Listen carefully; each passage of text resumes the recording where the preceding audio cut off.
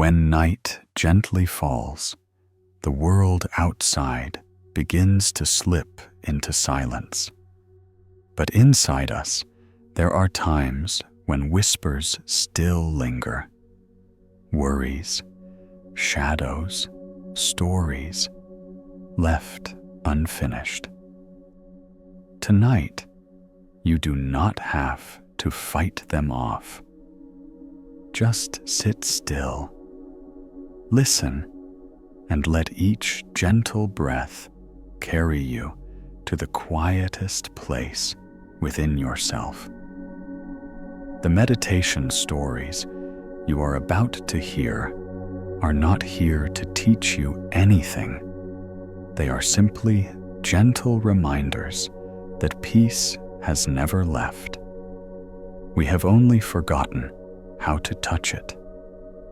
Let this voice guide you down a path of stillness, where sleep is no longer something you have to try for, but a natural river flowing toward calm and rest. If you find just one moment of peace during these minutes, even just one, hold on to it.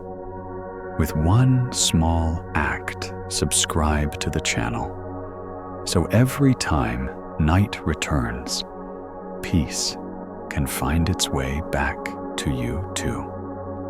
As your breath begins to slow, you can gently close your eyes.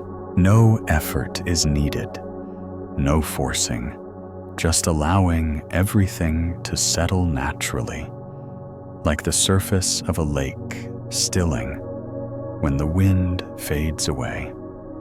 Here there is nothing to figure out, nothing to change. You are simply sitting still in this moment, in a small space where the world seems to quietly step back. Let each breath come in slowly, like a soft breeze drifting through an open window. Exhale as if you are handing all the day's weariness back to the universe. Each breath is a way home. Each breath is a small bridge leading you back to yourself. Outside, the sounds are still there. The wind, the fan, the faintest whispers of the room. But somehow, they all melt into a new layer of quiet. In that stillness, you may come to realize something. There is a place deep inside you that has never been hurt, never been busy, never left. It has always been calm, simply waiting for you to return. And it is from that very place that the meditation stories begin to speak, not to preach or persuade, but to remind you peace is already present in every breath, in every heartbeat, in every glance. Each story is like a leaf gently falling onto the surface of water. Each word is a breeze brushing softly past your hair. You do not need to grasp them. Just let them pass by light and easy, like the sky, letting clouds drift through without ever holding on. Now, as your mind quiets and your breathing softens, you may allow yourself to step into the world of meditation. Stories that come from silence, move through silence, and dissolve back into silence. River dock of rest.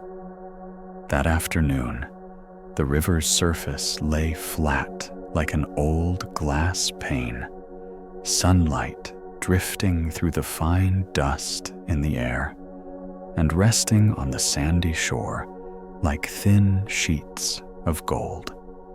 On the dock, there was a long wooden bench, weathered and faded, a low roof of dry palm leaf thatch, and a small bell hanging at the corner of the eave. The bell did not ring with the wind. It only rang when someone touched it. The keeper of the dock was a woman around 40 years old, named Leanne. She came to the dock every day, while the mist still lingered, washed her face with the river water, lit a pot of black tea, sat quietly until a boat loaded with morning light drifted by. No one knew where she had come from. People only knew that since she had taken the dock into her care, the river seemed gentler, and those who sat there often returned home to a deep sleep. That day, a young man arrived with a worn cloth suitcase standing hesitantly on the stones. He watched the slow-flowing water, then looked at the bell. His hand rested on the bell rope, but it did not ring. Leanne poured tea into a cup, placed it on the bench, smiled. She said, "The bell rings only when someone wants to say something they cannot speak." He looked at her, then gazed into the river. He said in a very quiet voice that he had not slept for 3 nights in a row. Leanne nodded and told him to sit. The sound of water striking the hull of a small boat tied at the dock. In the distance, the call of a myna bird and the slow wheel creak of an old bicycle. The river dock had little to tell yet. When one sat there, one often remembered something long forgotten. Leanne asked him his name. He said his name was Ka, a name like a short breath. Leanne asked what he saw when he closed his eyes. Ka said he saw roads without names, doors he did not know how to open, and a train ticket with no destination station printed on it. Leanne smiled gently and said, "Those are the images people see when their heart feels cramped." She rose, walked to the water's edge. Ka followed carefully, keeping his distance as if afraid to disturb the river's face. Leanne bent down, scooped a handful of water with her palm, and let it fall back. She asked Ka if he could hear the sound of it falling. Ka listened, then shook his head. Lion said the handful of water, right after it falls, returns into the river, so its sound merges with something larger. People cannot sleep when they try to hear the sound of a single handful of water, while forgetting that they are the whole river. Ka was silent. Across the bank stood an old sandalwood tree. This season, it had no flowers yet. Its canopy light as drifting small clouds followed the wind. Leanne told him that on summer moonlit nights, people often sat at this dock, watching the moon rise from behind the sandalwood tree, hearing the river's flow over moss-covered roots at the foot of the dock. Some people cried. Some people laughed. Some simply breathed. She said, "Breath is the shortest boat to the other side, where words thin out and silence begins to take shape." Ka looked into the haze between the two shores and asked if there was a boat that could cross to a place where his heart would no longer be pulled by what has gone away. Lion said there was such a boat, and everyone has an oar. She pointed to his chest just below the sternum and said, "That spot is the dock." The sun had shifted the shafts of light, moving as little fish swimming. Lien pulled out a small boat, invited Ka aboard. The boat was just big enough for two. She took the pole, pushed the boat from the dock, letting the river carry them gently.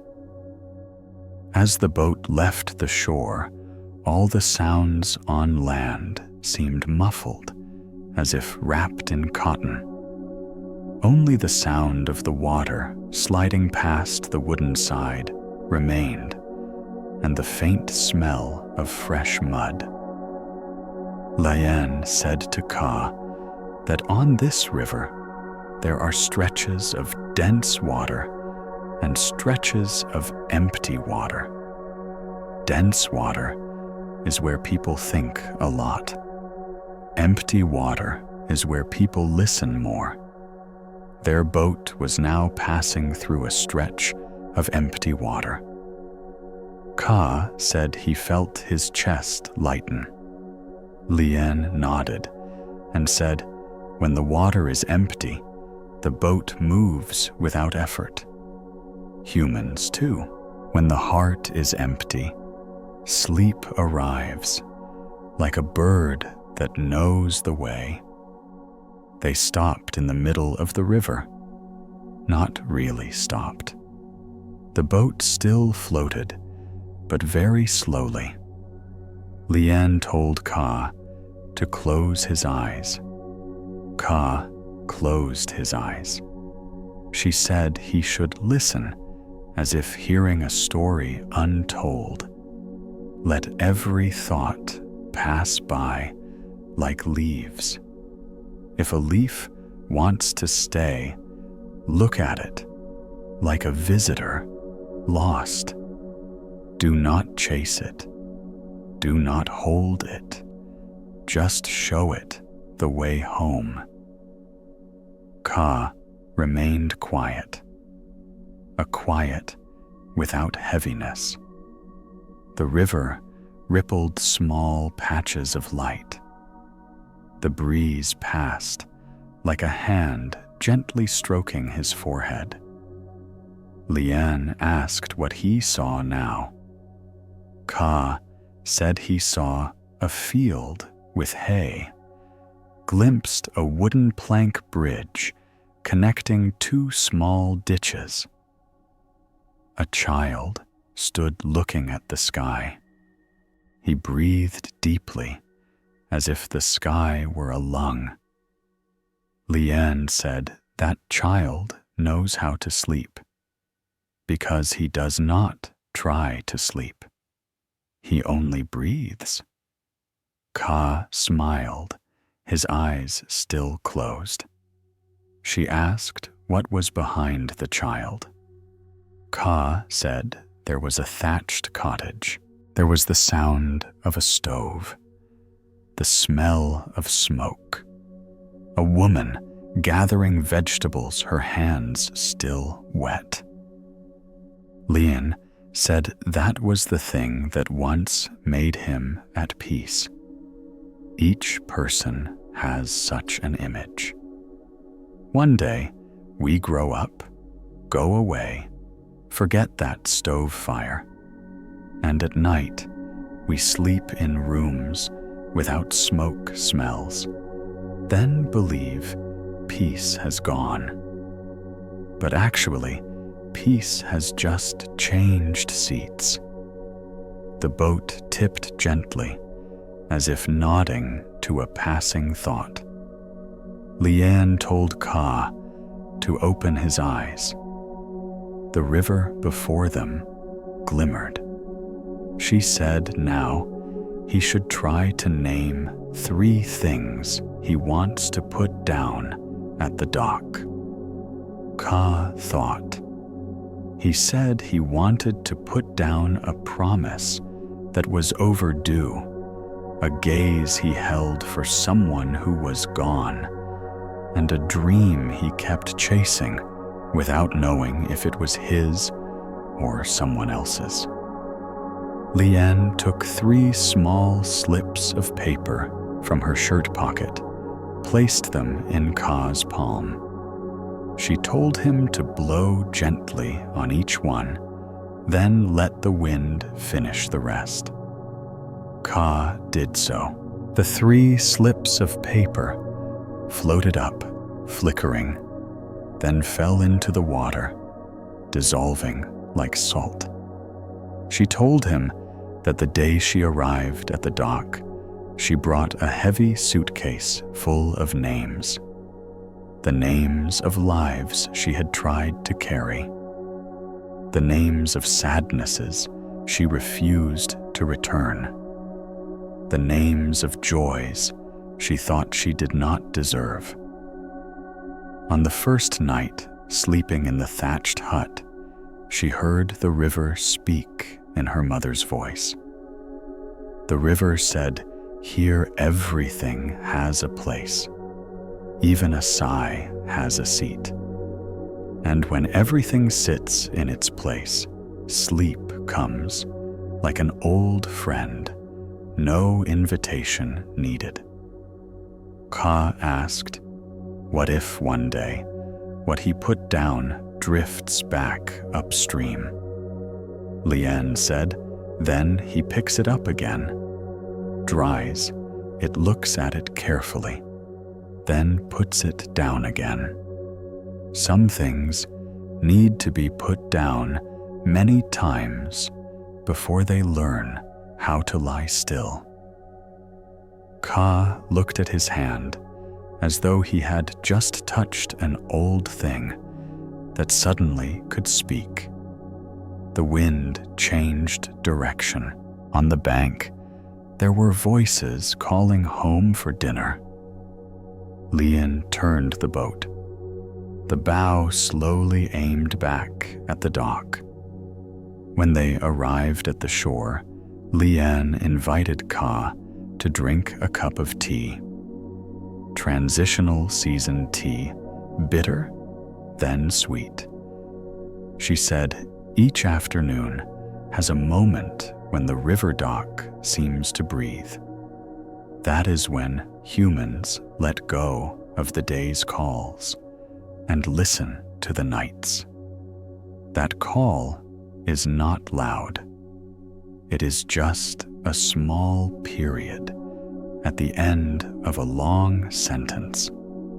Those who see the full stop find it easy to sleep. Ka finished the tea, placed the cup down, said he felt in his chest a bed laid with a thin blanket, window open to the river. A tall, thin man walked up, carrying a rattan satchel over his shoulder. He wanted to ask the way across to the village on the other side, where a banyan tree with a hollow stood.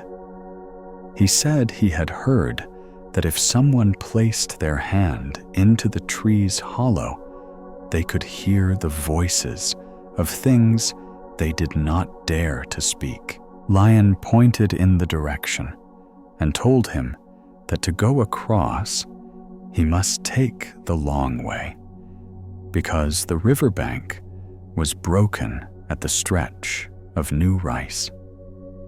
He nodded, but did not leave at once. He looked at the bell. The bell remained silent. He asked if it ever rang. Lien said the bell rings when someone makes a deposit of something heavy. He stood still a moment, then smiled and said, "Surely today is not the time." He walked away. His steps were light, as if he had found the bridge. Ka watched him go and asked Lien how much longer she would keep the dock. She said, until she heard the bell ring on its own. Ka asked whether the bell ever rings by itself. Lien said yes. When the dock is quiet enough, when each person sits down, as if sitting within themselves, when the wind passes the eave without being invited. Ka laughed and said, "That sounds like a long task." Lien nodded and said, "Yes, long tasks often lead people closer to sleep." The sun moved into dusk. The light drew back from the sandy shore bit by bit, like water soaking into a cloth. In the sky, thin streaks of cloud stretched out like cursive writing. Lien said that now, if he wished, he could stay a while. When night falls, she would tell a story. It was the story of a net maker. He wove very strong nets, but not to catch fish. He made nets to catch his drifting thoughts.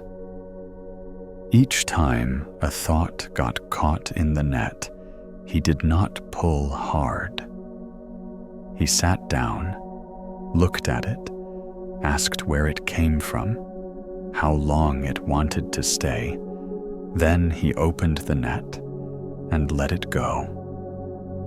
Over time, the nets became wider, the mesh more open, and in the end, he did not need to make nets anymore, because there was nothing that needed catching. When he reached that place, he slept. Ka listened and felt in his heart the space of an empty bowl placed on a table. In that space, each word Lien spoke was like a drop of tea, not hot, not hurried, not many. He asked, "What about days of strong wind? Would the net tear?" Lien nodded yes. There were stormy nights when the net tore in large places. The net maker sat under the eave, mending each knot. After he finished, he slept right on the net, as if lying on the very bindings he had learned to lean on and forgive. Ka said it sounded like an old tale. Lion replied, "In fact, it is a human story." Night had fallen. At the river's edge, fireflies appeared like punctuation marks. On the eve, the bell still had not rung. Ka asked if I want to learn to sleep at this dock. What do I need to do? Lien said he only needed to come here on one breath. If he could not go, he should stand on his own balcony, look into a patch of darkness, listen for something very small. When he hears it, he breathes in. Once, exhales once, as if paying a debt on time. He does that 3 times. Then he places his hand on his chest and says quietly, "I have returned to the dock." If that night he still cannot sleep, he must not blame the night. He only waits. Some boats arrive late. Ka smiled faintly. He said, "So, all this time, I have been chasing other people's boats and forgetting where my own boat is moored." Lion nodded and said, "Everyone has walked that path. The good thing is his own boat is not angry.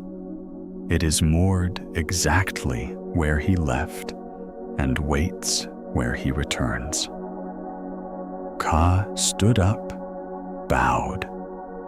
He said tonight he would try the way back to the dock. Lian said, "No need to try, just return." Trying is another name for fear. Returning is the name of remembrance. After Ka left at the river dock, remained Lian and the little lamp. A little girl ran up, holding a small wooden box. She said inside the box was her mother's laughter from days before she got busy. The girl asked if the dock had a place to keep laughter. Lian said yes. She opened the box, poured the laughter into her hand. The laughter did not fall as sound. It only lit her palm like a streak of moonlight. Lian raised that hand near the bell. The bell gave one faint ring. The ring sounded like a drop of water falling into the night lake. Lian smiled and told the little girl that the laughter had been placed at the dock. Tonight, the mother will sleep deeply. Close to midnight, an older woman came to the dock. She wore a hat, a brown shirt, and carried a pillow. She said at home she could not sleep. Her bed lay where the wind got through. She wanted to put her pillow at the dock to ask where her sleep had wandered off to. Lian spread a small mat, invited her to sit. She put the pillow down, like placing a loved one. Lian asked if she could hear the pillow's voice. She shook her head. Lian said, "The pillow holds the voice of cotton. Cotton sounds like rain." If she pressed her ear close, she would hear old rain. She had once slept under a thatched roof, rain falling through the leaves like someone tapping a rhythm. She closed her eyes, pressed her ear down. After a while, she sighed a small smile on her lips. She said, "Yes, there is rain. Rain of youth." Lion nodded and said there are sleeps that only need one rainstorm to remember the way home. The woman picked up the pillow and left her steps no longer long as when she came. Late at night, the dock shrank like a thread. Lian sat leaning against the eave, her eyes on the water. She recalled her first day there. She, too, carried a pillow, a wooden box, and an unspoken question. That question looked like a boat tied tight to a mooring post. She waited a long time for the post to learn how to breathe with the water. Then, one night, when the wind passed the eave very gently, the bell rang by itself. Just one ring. She knew she was in the right place. From then on, she did a small thing, over and over each day. Receive people, send people off, safeguard the things which did not yet know where they belonged, return the things which had done their time. A rooster crowed in the distance. The darkness withdrew, like a black cloth being pulled back behind the curtain. Leanne stood, turned off the lamp. She poured herself one last cup of tea, took a sip. She placed the cup down, touched the bell. The bell did not ring. She smiled. Not needed. Morning will ring with its own things. The river's water never repeats itself. Each morning is a new surface. The next morning, Ka returned.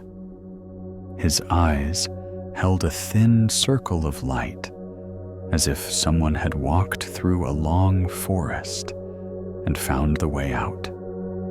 He said last night he had placed his hand on his chest and called the name of the dock. He did not try to sleep. He just breathed and listened for something very small. He slept before he knew it. Leanne nodded. Poured tea invited him. He said in his dream he saw himself sitting in a boat without an oar. The boat moved very slowly, but securely. On the shore, someone stood waving. When he looked closely, it was himself from many years before. He saw that boy smile. Not the smile of someone who knew everything will be okay, but the smile of someone who did not need everything to be okay in order to smile. Leanne handed Ka a small piece of string, asking him to tie it around his wrist as a reminder. There were no charms, no writing. It was simply a bracelet of the river.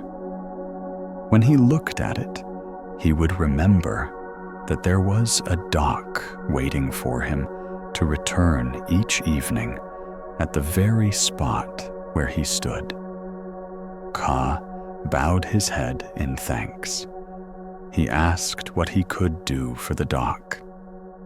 Leanne said if he met someone standing on their own shore and not knowing their way, he should point them to call the name of their own dock. Everyone returning to their dock, that would be enough. A gentle rain passed through the dock, like someone walking by with a wet coat. The raindrops fell without sound, dissolving into the air, like a voice softly lowered into a low register. The riverbank smelled of earth. Leanne hung wet cloths on the line. In the new sunlight, the thin fabric glowed like small roads leading to a place where no map was needed. Ka said he would go. He would carry this dock on his arm and inside his chest. Leanne smiled and wished him simple nights. Simple nights are the longest nights in the best sense. Ka walked away. His shadow shrank between two rows of bamboo. From then on, people told one another that the river dock had one peculiar thing.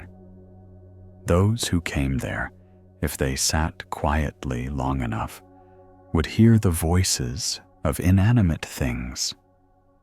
A pillow would tell of an old rain. A teacup would tell of a morning without hurry. A wooden chair would tell of a pair of eyes that once took a short nap there and dreamed a dream unchased by anyone. The bell remained silent most of the time, but occasionally, when someone set down a heavy object, the bell would ring a very thin note. People said that was when a dream found its way. On some mornings, a flock of egrets would fly over the dock. Lien would sit and watch without counting. She learned how to let beautiful things pass without needing to grasp them. She also learned how to let sad things arrive, like rain, and go like rain. The dock did not keep anyone. It only offered people a place to sit and realize that they did not need to hold anything in order to sit in peace. On moonlit nights, she spread a mat for a few people to lie upon. They slept. Some snored softly. Some smiled. Some occasionally sighed, as if paying a long overdue debt. She sat guard, not guarding against theft, guarding so the night would not pass too quickly, guarding so the sleep would have sufficient time to perform its quiet work like a net weaver, stitching up the torn sections of the day. Once, a traveler stopped by the dock just before a storm. He was so weary, he could not speak full sentences. He told that he had passed through many towns, slept on many beds, carried many names to buy and to sell. But none of those names had given him a pillow. Lien laid out a spot beneath the porch for him, gave him a thin blanket. She said, "Do not call my name tonight. Call the name of the dock instead." He slept at once. The rain poured down. The rain sounded like a small army running across the roof. The bell did not ring. In the morning, he awoke, looked around, his eyes clear. He said he had never slept this deeply since his 20s. Lien nodded and said some things, ask only for an agreement. He had agreed. And one day, when the wind upstream blew back, the bell on the porch rang by itself. Lien was pouring tea. She turned, looked at the bell, then at the face of the river. No one had touched the string. No leaf was caught. The bell rang again, even more softly. The river dock seemed to shiver for a moment, then stood still. Lien understood that the dock had become quiet enough to speak for itself. She set the teapot down, walked to the water's edge, scooped a handful, and let it drop back in. in the sound of the fall melding into the river, she heard something that had waited for her a long time. It did not speak in words. It just laid a hand upon her heart. That night, she slept on the wooden chair without dreaming. People continued to come to the dock. People continued to leave. The stories continued to be told in the voices of water, of wind, of wood, of tea, of the bell. There was no end to a river dock. There were only those who returned those who departed. And between those two movements, there is a moment when someone sets down a heavy object and hears a very thin bell note. In that moment, the river dock lives the life it was meant to. And whoever hears that sound when they go home will place a hand on their chest, call the name of their own dock, and then sleep. One night, Ka returned with a friend. His friend had eyes like someone who had passed through a fire. He did not believe in docks. He said sleep was a matter of chemistry. Lean invited them to sit, poured tea, did not argue. She told another story. There was a blacksmith who made beautiful iron bars. One day, he quit his work and sat by the river. People asked why. He said, "Because I wanted to forge something that did not need fire." They laughed. He was not angry. He sat watching the river. 10 years later, people asked if he had finished. He said, "Done." People wanted to see. He only pointed to his chest. People saw nothing. He said, "It is a lock that has opened. When it opens, I no longer see it." That night, Ka's friend slept at the dock. In the morning, he did not ask about chemistry anymore. He only said, "Thank you," as one says to a bridge. And one misty morning, an old man with a cane came, asked if the dock would hold an old name for him. He said the name made him tired. He wanted to spend his remaining days with a lighter name. Lin said the dock has room.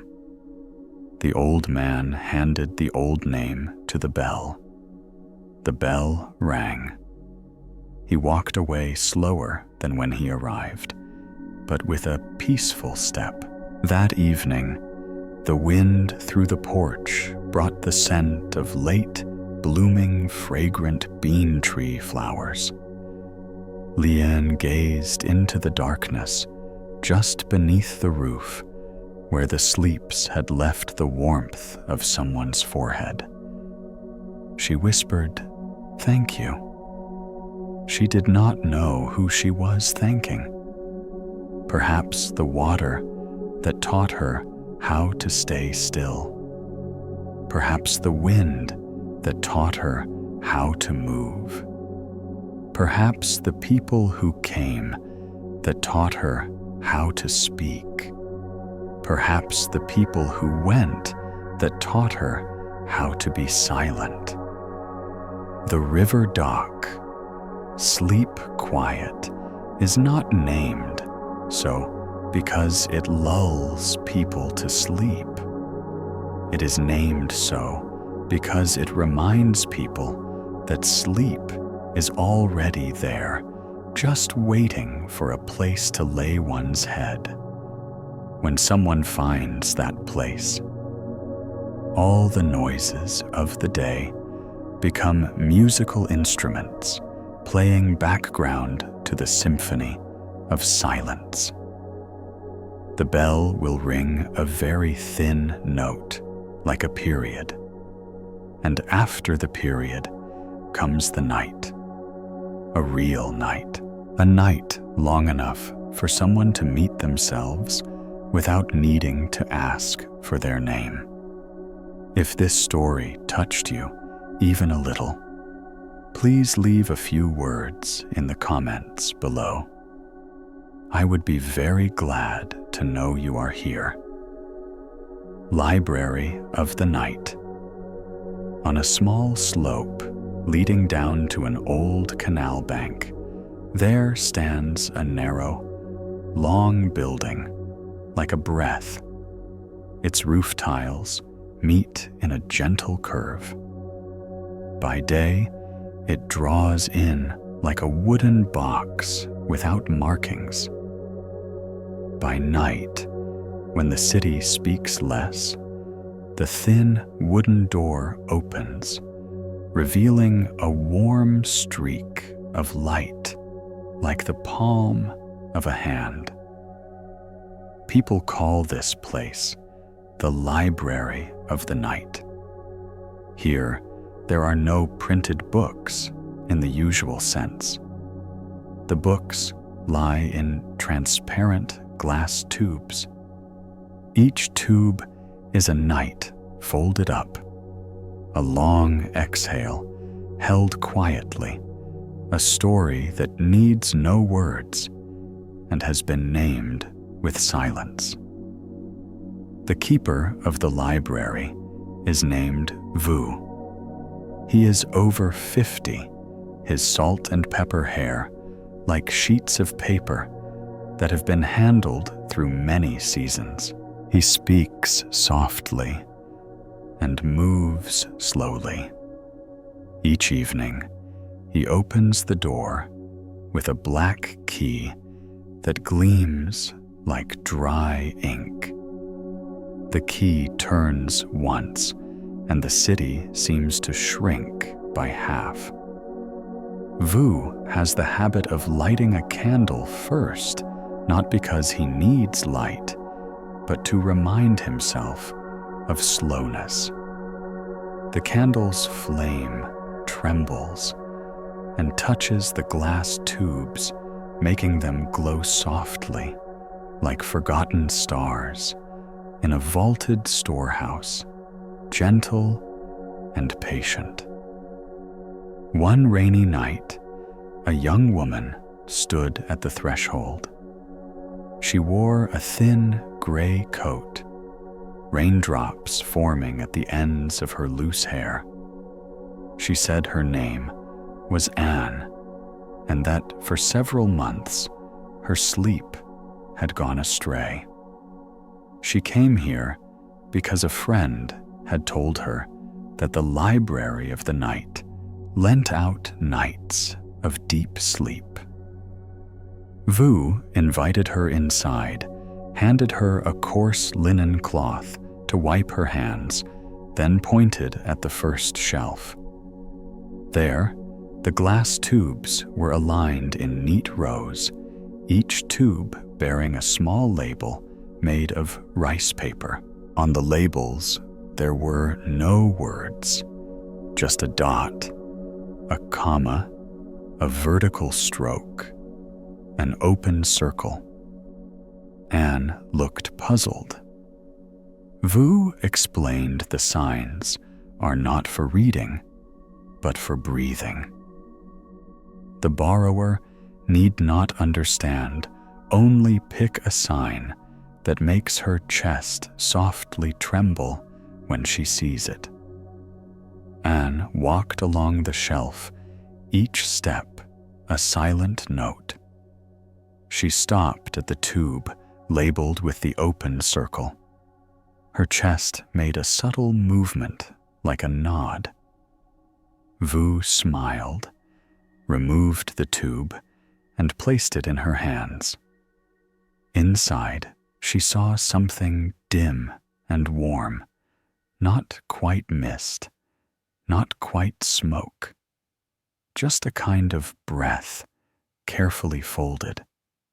In the corner of the room stood a curved table upon it, a thick journal, bound in smooth leather, like paper that time had stroked over many years. Vu handed on a fine-tipped quill.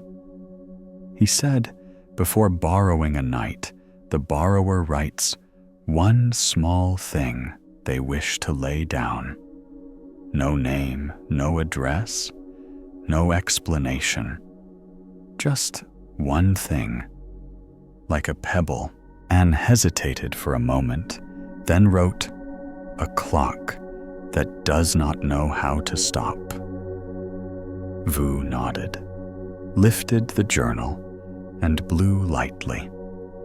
From the page, a spark of dust rose like a little fish leaping from the water, then dissolving into the air, and closed her eyes unconsciously.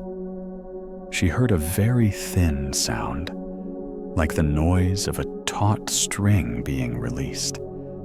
The library has narrow hallways leading into small rooms, each room enough for one person to lie quietly. The walls are lined with wood, the floors covered with soft carpet. The windows are frosted panes, looking out onto ancient tree canopies. The sound of the rain now was like falling inside a great upside-down bell. Vu led on to the room marked with the open circle on the door. He placed the glass tube on the shelf, told Anne to remove the lid, and simply place the tube near her bed, not to look, not to think, so that the breath inside the tube would merge with her own breath, like water, blending into water. Anne lay down, hand on her belly, a remaining doubt, like the last leaf on the branch. But the scent of wood, the smell of clean fabric, and the rain sounds like someone learning how to count these softened that doubt. Vu closed the door, stepped away, leaving just enough light for the darkness to stand still without weight. While she slept, Vu went back to the counter and poured a cup of tea. He had the habit of listening to the library at this hour. Each glass tube emitted a very faint sound, like stories that no longer needed words. Each room was a gentle wave rising and falling, like the chest of someone asleep. Vu recalled the first time he entered here, when the library was run by an old woman called Mrs. Min. She did not teach him how to classify books, for there were no books. She taught him how to classify nights. Nights have their own colors. There are nights, the color of pale tea, nights, the color of burnt copper, nights, the color of dusty gray, nights, the color of moss green. Those colors are not seen with the eyes, but with the palms. She placed his hands on each tube and told him to listen with his palm. Vu had been stunned when he realized that a hand can hear. A year later, Mrs. Min left. No one knows where she went.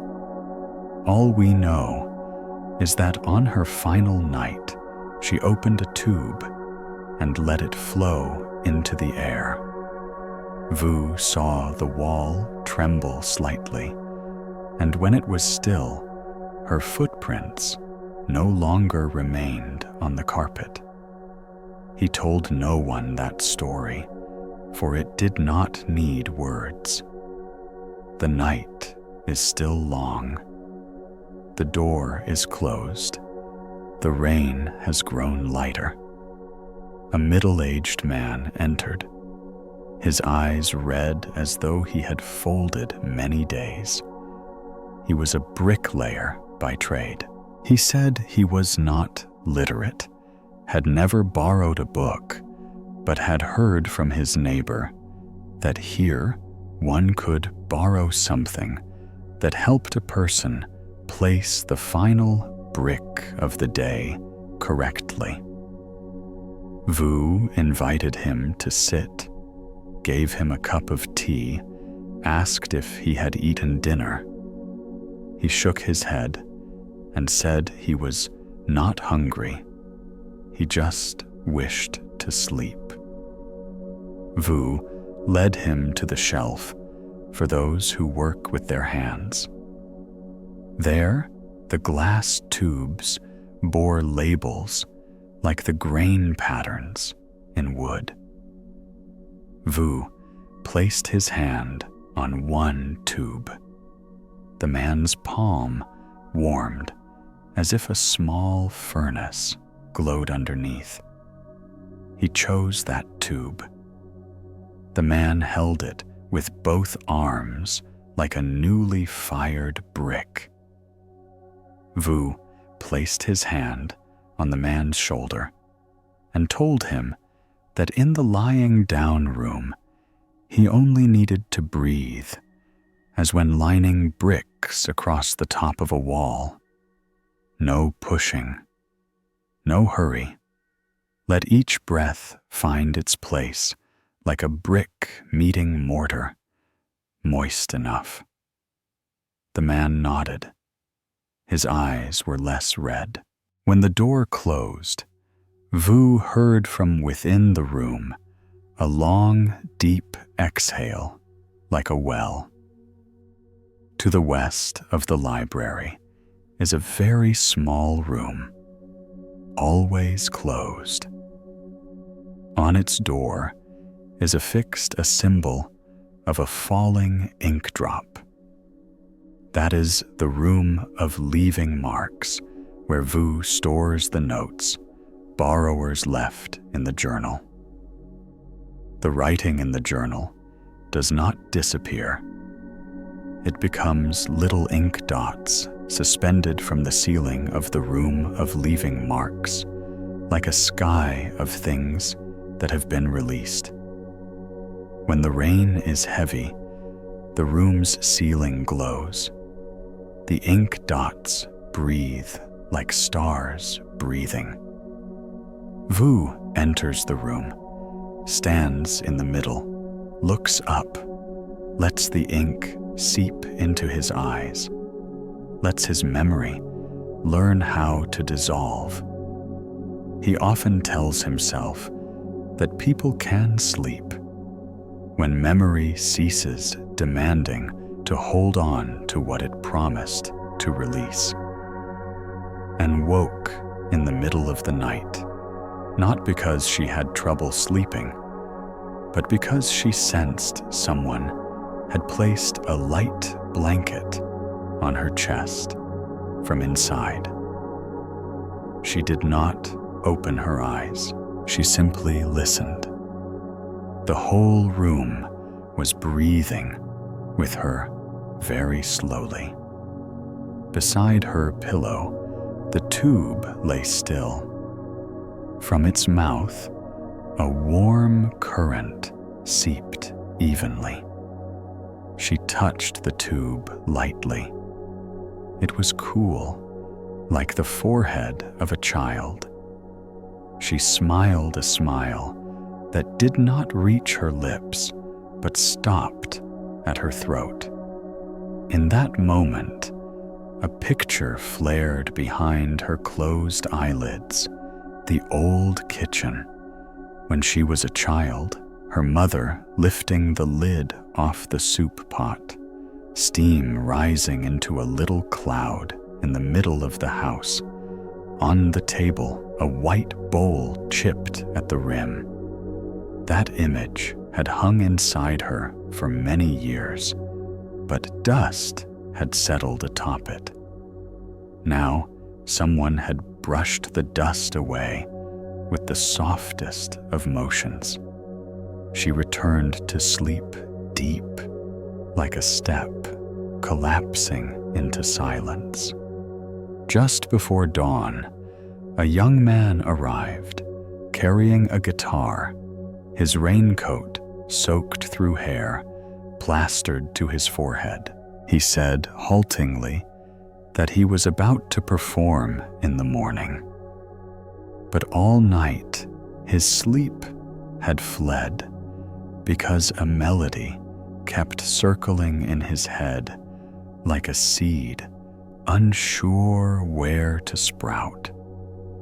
He asked if there was a tube for music that does not want to quiet down. Vu took him to the background tubes section.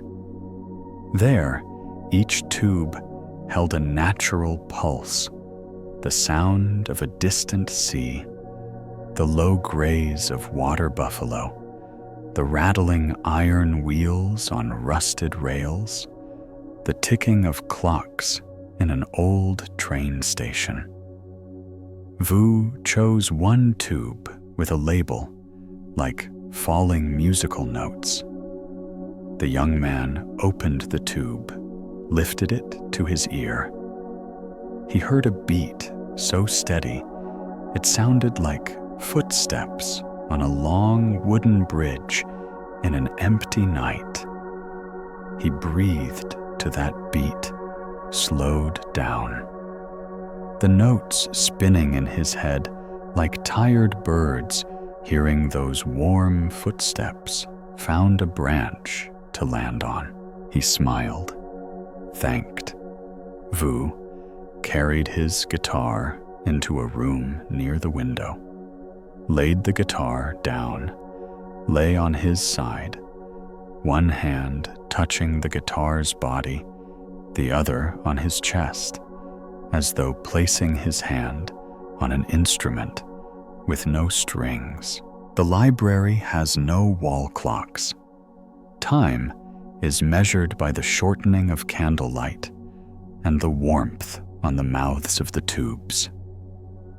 Vu walks between the rooms, listening. Sometimes he lays a thinner blanket over the legs of a borrower. Sometimes he moves a pillow closer to the window so the scent of the trees can fall deeper. He has learned that fragrance is also a kind of language. Some people can read an entire night with nothing but the scent of rain-drenched wood. Others need the smell of sun-dried fabric.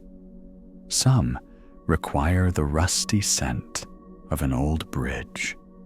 Vu has a small cabinet filled with bottles of scents, each one distilled from old afternoons with recipes passed down by Mrs. Mann.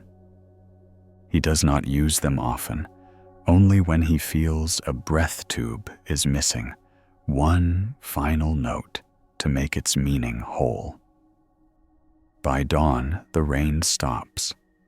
The city leans slightly as the water recedes into the drains like stories returning home. Anne opens her eyes.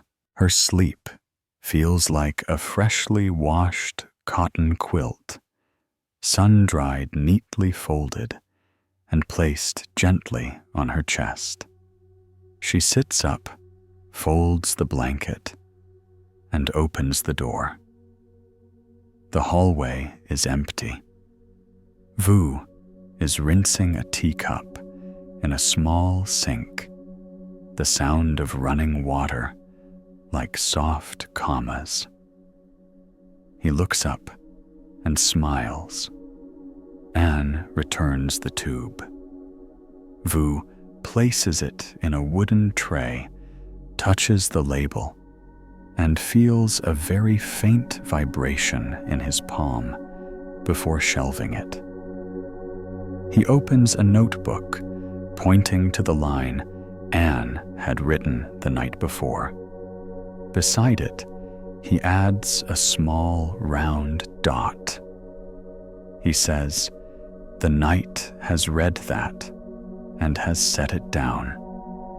Anne looks at the dot and feels her throat warm, like after a sip of tea that is no longer hot. The mason walks out behind, and his eyes clear, like a newly cleaned doorstep. He lifts his hat and nods to Vu without saying a word. He places his tube on the table and gazes into the corner of the room for a while, where an old rack holds worn calligraphy, brushes from previous borrowers. Suddenly, he smiles a small smile and says he feels as though the final brick in him has found its place. Vu nods. The young man with the guitar follows his hair, now dry, his steps light. He taps the body of his guitar gently, and a deep tone echoes like a greeting. Vu nods to all three of them, using few words. The door opens. Morning enters, carrying the damp scent of grass after rain. When they leave, Vu walks into the memory room. He looks up at the ceiling, where faint ink dots fade like stars, yielding the sky to sunlight. He chooses one close to his hand, touches it lightly, and whispers a thank you, not directed at anyone in particular. The library runs on thank yous. Like that, no address, no recipient, just slender words written into the air, then dissolving on their own. On another evening, before the city has a chance to grow tired, a boy arrives with his grandmother. Her hands tremble, eyes watery.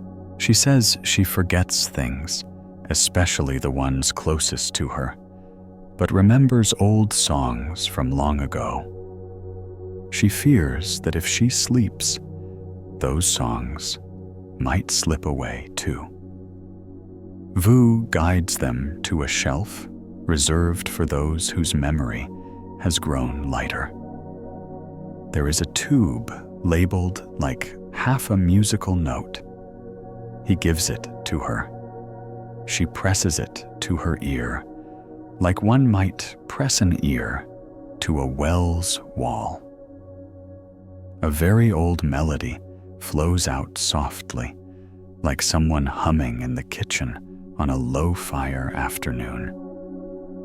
She cries, but the tears fall gently, like grains of salt, landing exactly where the soup needs seasoning. She sleeps, hand in her grandson's. In the morning, as they leave, she looks at Vu for a long while and says she has just remembered the taste of a forgotten season of wind. Vu bows his hand open like a blank page, welcoming a word. Late one night, a man in a dark suit arrives. His face is weary, as though he has worn too many masks. He introduces himself as someone who works with numbers that travel through the night like rivers beneath bridges. He smiles a polite smile and admits that on many nights he still hears the numbers, even with his eyes closed, pounding against his eyelids like rain on a metal roof. He asks if there is a tube for rains made of numbers. Vu leads him to the empty tube's shelf. This is where white nights are stored, gentle ones, where people do not resist wakefulness, but learn to place it beside sleep, like a chair next to a table. Vu says, "Not every night is for deep sleep. Some nights are just for deep breathing." The empty tubes teach how not to resist. The man opens a tube and hears an emptiness that is not frightening.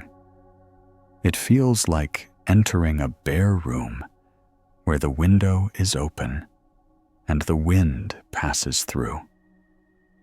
He spends the night in that room, does not sleep, but by morning, his face is not as tired as the day before.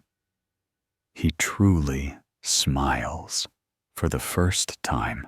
He says he is no longer afraid of sleepless nights, and because of that, perhaps tonight, he will sleep. Vu nods and writes an open parenthesis in his notebook. The night library has no advertisements, no signs, no hours posted outside the door. Those who need it will see a sliver of light between two buildings, catch the scent of wood and rain, and step inside. They bring invisible suitcases and place them down with a small word in the ledger. They borrow a night or a beat or a space. They return it with a long breath beneath the line they wrote. Vu stands at the center of it all, like a keeper of breaths. He knows he only does one thing again and again: open the door, light the candle, place his hand on the label. Listen with his palm, pour tea, fold blankets, mark ink. But that repetition gives the library its heartbeat, and within that heartbeat, those who pass through learn how not to beat against the night. There is one thing Vu never tells anyone. At the end of each night, when the city begins to sharpen in clarity, he opens a tube labeled with a horizontal raindrop, places it near his ear, and listens to a stretch of silence. Silence, too, has rhythm, like raindrops woven into fabric. He listens until his eyes are wet, not from sadness, but because the silence rises from his bones. Then he returns. The tube snuffs the candle and locks the door. The light behind the door recedes like a small river flowing underground. On the street, a bread vendor pushes a cart, its wheels pressing gently over leftover raindrops. The warm scent of bread clings to the air. Vu walks downhill, hands in his coat pockets, his footsteps sounding like the turning of blank pages. No matter where you go, there is always a library for your night. It may not be on this hill, may not have glass tubes, no sign-in sheet, no calligraphy, brushes, no ink marks. But there is always a place where you can set down a small word in exchange for a long breath. There is always a bed within you, waiting for you to remember the way back. There is always a librarian in you, learning to listen with your palm. When you lie down, close your eyes and breathe like water, returning to water, the night library opens. Its door needs no key. It opens with the hush of your steps softening on the floor. And when the door opens, the glass tubes begin to glow. You do not need to borrow anything. You just need to breathe like someone returning a book on time. Then the night meant for you will find you on its own. Lay a soft blanket over your chest from within and stand guard at the threshold of sleep. On the other side of that threshold, morning will not rush you, and you will step into it, like stepping into a blank page, ready for one simple sentence. Today, I have slept. If this story touched you, even just a little, please hit the like button. I would be so happy to know you are here. The wind listener in the narrow alley. In an old riverside neighborhood, there is an alley so narrow that two people walking in opposite directions must turn sideways to pass each other. The alley's walls are blanketed with moss, leaky old pipes line the sides, and there is the musty scent of rotting wood from window frames that no longer open. But whenever the wind blows through the alley, comes alive with strange sounds. Not a whistle, but a low, gentle hum, like the wind borrowing a flute. The locals call it the breathing alley. No one knows when the sound first began. They only know that at the end of the alley stands a small room, its wooden door bearing a faded sign with only two words still legible: Wind Room. The man who keeps this room is a thin old man with hair as white as smoke. His name is Kin. During the day, he sits on the porch repairing old bamboo tubes, wiping them with cloth, then placing them on racks to dry under the sun. Children from the neighborhood often run over to watch and ask what he is doing. He just smiles and says, "I am patching up the wind." Even wind needs to be mended sometimes. One afternoon, while the sun was still blazing, a young woman stopped at the mouth of the alley. She wore a gray wool hat and carried a large fabric bag filled with papers, blueprints, and a few old newspapers. Her name was Lai, a former architect who had quit the firm she worked at for 6 years after one sleepless night stretched until morning and left her unable to recognize which designs were truly hers.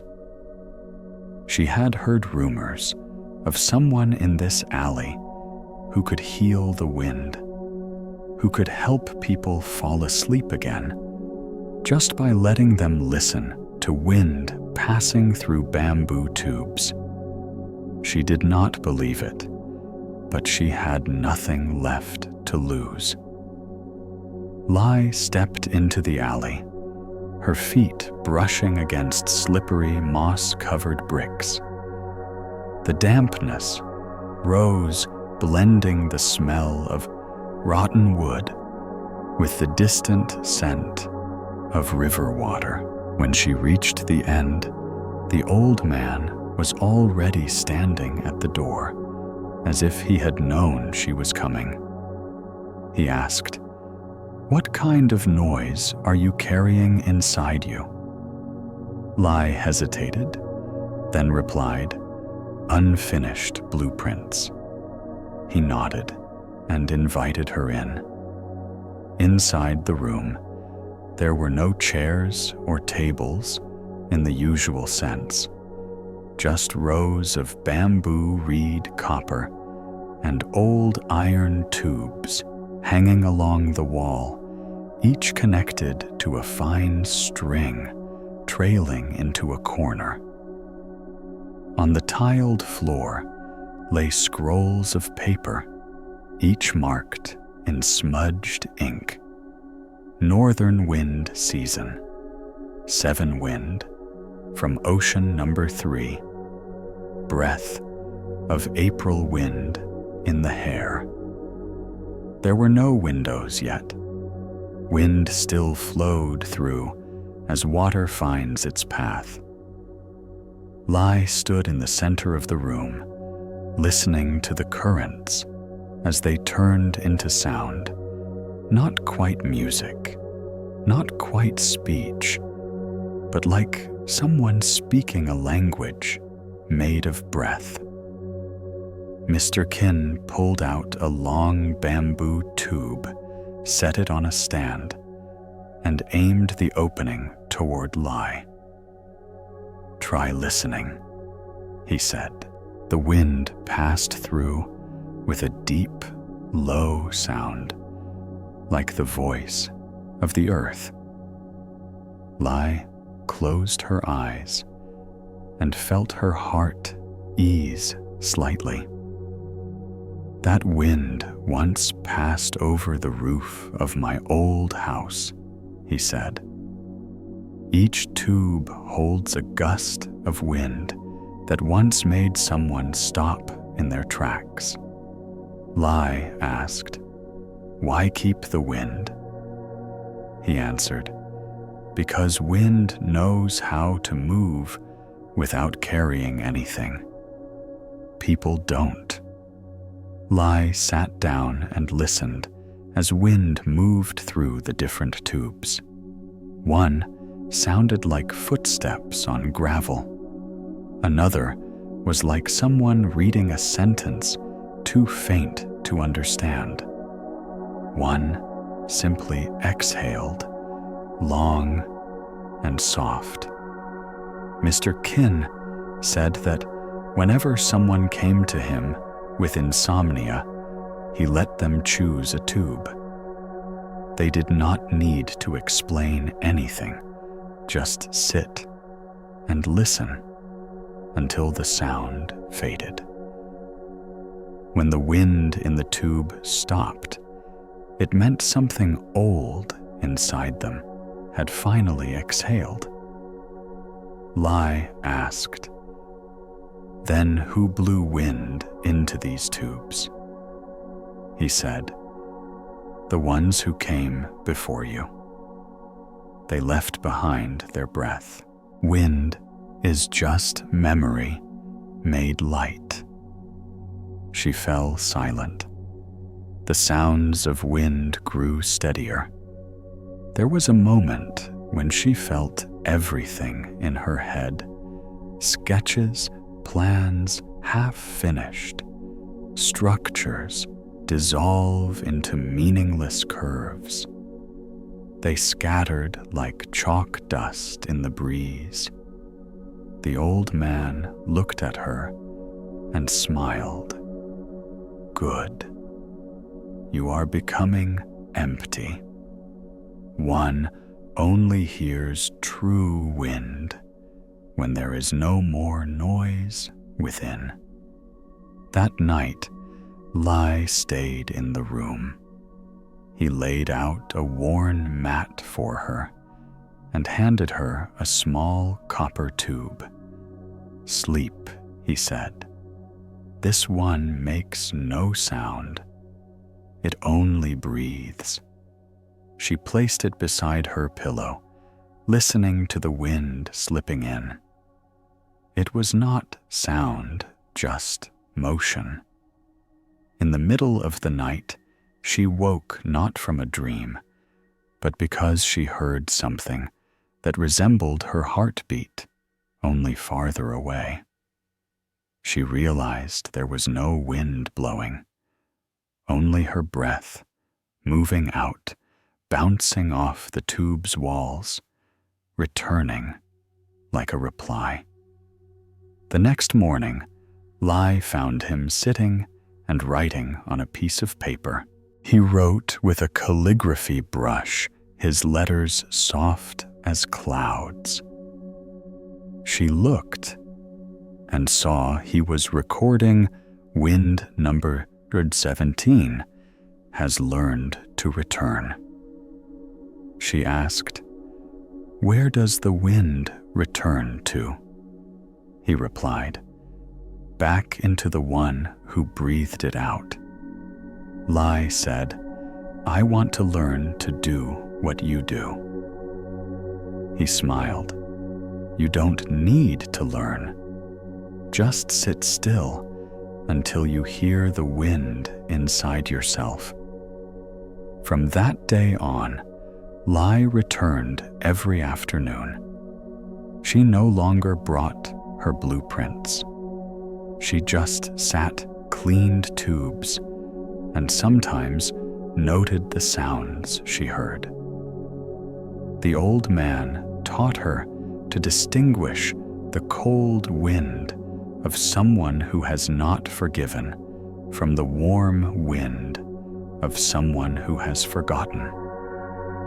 He taught her to hear the difference between the breath of someone dreaming and the breath of someone awake.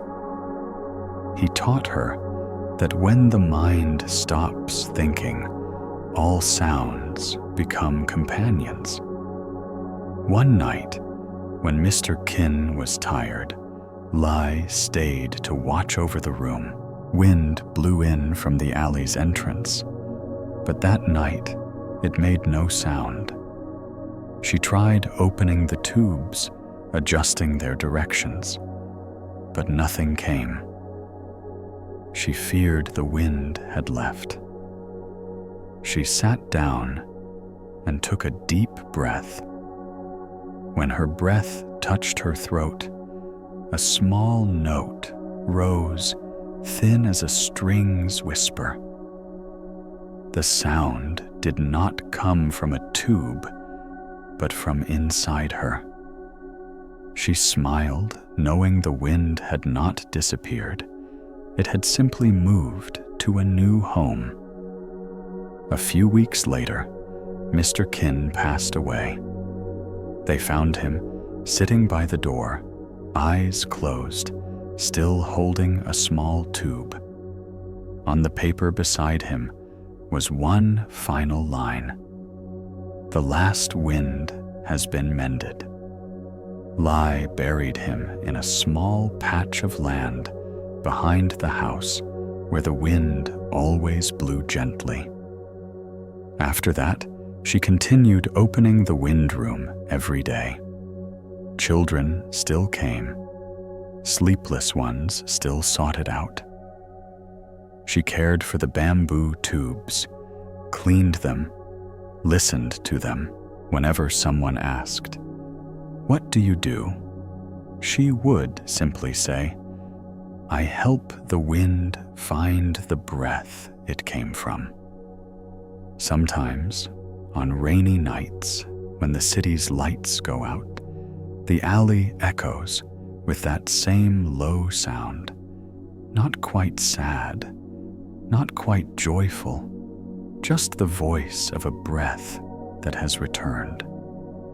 And those who hear it sleep more deeply than usual. They call her the wind listener in the narrow alley, though Lai never thought of herself as someone who blows wind. She only listens, because now she knows true wind needs no one to create it. It only needs someone still enough to hear it passing through. And whenever someone asks how to be as still as she is, she just smiles and says, "Start with a breath and wait until you can hear the wind of your own." The shop that mends fallen shadows. On a street that slants toward dusk, there is a little shop nestled between two tall houses. The shop's roof is low. Its wooden sign hangs quietly, the paint faded by sun and rain. Passers-by rarely notice it, for during the day, its door is usually closed. But every late afternoon, when the sun retreats behind the rooftops and every object's shadow stretches long like a thin silk ribbon, the wooden door opens. On the doorstep, a small terracotta bell rings very softly. The shop's name is the Shop That Mends Fallen Shadows. The proprietor's name is Nan. No one knows exactly how old he is. His face is calm as still water, his hair black, his eyes deep, his body thin, yet light. He does not sell anything concrete. He practices the craft of mending shadows. At first, the city folk thought it a joke, but gradually, anyone who has stepped inside the shop comes to understand that every shadow has its own life, tired, torn, lost like a person. Mending a shadow is not to make it more beautiful. Mending a shadow is so a person remembers how to stand still with themselves. Inside the shop, there is the smell of coarse cloth, the scent of pine resin, and the fragrance of tea gone cold. On the walls hang wooden frames stretched with fabric, each frame holding the faint imprint of a shadow of some object or person. There is the shadow of a plane tree at the first sign of autumn, the shadow of a chair missing a leg, the shadow of a girl wearing a sun hat, the shadow of a battered old bicycle whose bell has broken. Each shadow bears a tear, a long or short cut of darkness. Nan uses a special thread made from the fibers of dusk, and he sews each stitch quietly.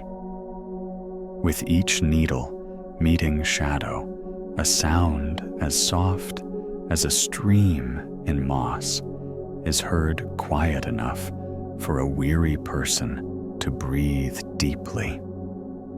That afternoon, a middle-aged man stops in front of the door, clutching a worn leather briefcase.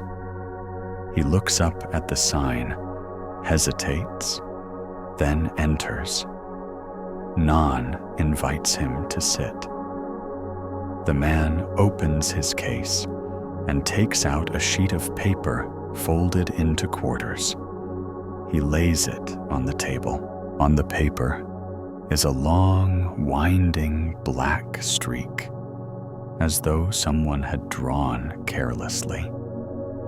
He says in a hoarse voice that this is his own shadow, having fallen out during a sleepless night.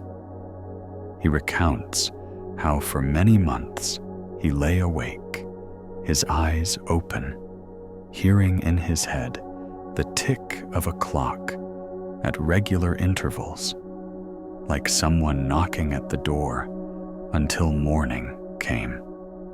And his body was fatigued, as if he had climbed endless stairs. One night, he got up, switched on the light, looked down at his feet, and his shadow no longer followed him. He picked it up, pressed it to paper. He brought it here because he had heard people say, "This place can mend torn shadows." Nahan looks at the paper for a long while. He tells him that his shadow is not torn. It has been stretched too far. Some nights stretch into cords. A person's shadow keeps going far from where the person stands.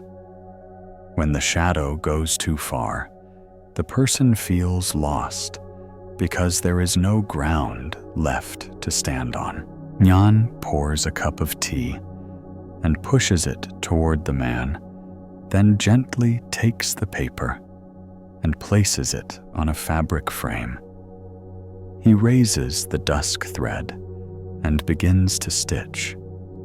The man sits still, his hands holding the cup, the warmth and the scent of old leaves entering his chest.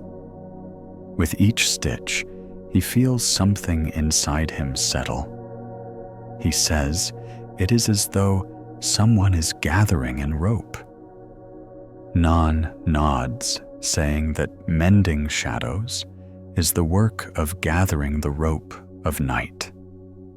When the last stitch is done, Nan places his hand on the fabric frame. He tells the man to stand up and step close. He opens the rear door of the shop. The courtyard is paved with mossy bricks. Dusk is deepening. He places the frame in the soft, fading light and tells the man to stand on one brick, looking down at his feet. His shadow slowly emerges, merging with the shadow on the frame. The seam of stitching sinking into the gray ground, disappearing like a dew mark. The man breathes a sigh, not heavy, just like a door closing gently. He says many nights the house was dark, but his heart was too bright. Now his heart has grown dark again in a gentle way. Nan smiles and says gentle darkness is what shadows like best. The man bows his head and thanks him. He takes home a blank sheet of paper. No more black streak, and yet he feels his hand has grown heavy a little, as though he holds something real. He says he will sleep a long time, as though the gift is being returned to himself. One evening, a young woman named Mi arrives in the steady rain. Mi works as a wedding photographer. For months, she has only photographed smiles, but all the eyes behind them seem tired. She half jokes that she laughed so much she cannot close her lips at night. She places on the table a white handkerchief. Inside it is a tiny shadow, thin as a thread trembling. Nan tells her this shadow is not torn. This shadow is afraid. People who laugh too much without truly being joyful often have shadows that fall like weak hair. Shadows don't know where to hide, so they just tremble. He invites me to stand in the center of the floor. The four walls serve as a background. Her shadow appears blurred in the rain. Nahan takes a piece of black cloth and lightly covers her shadow on the wall, as if draping a coat. He picks up the needle and sews a small stitch at the neck of the shadow, as though attaching a button. When the stitch closes, Mi hears as if an invisible hand touched her shoulder. She bursts into tears. The tears don't fall in streams, but fall like breaths. Mi says, for the first time in a long time, she felt she could press her lips together. Her lips pressed, not because she must, but because she is still. That night, she goes home, hangs the handkerchief by the window. The next morning, she messages Nan that she slept like a photo that no longer needs editing. Every night, the shop receives a few people. Some embrace their shadows like a soaked kitten. Some hide their shadows in their jacket pockets. Some come empty-handed, then stand dazed for a long time before they dare ask to borrow another shadow, just to try standing. Nan never refuses. He asks very few questions. He works slowly. In his cabinet are spools of thread, thin as hair. The colors are not ordinary. There is the color of an afternoon after rain, the color of noon in a wooden house, the color of wind passing through a row of bamboo, the color of a dust mote under a narrow ray of sunlight. Each color is used for the tear of a shadow that carries a different story.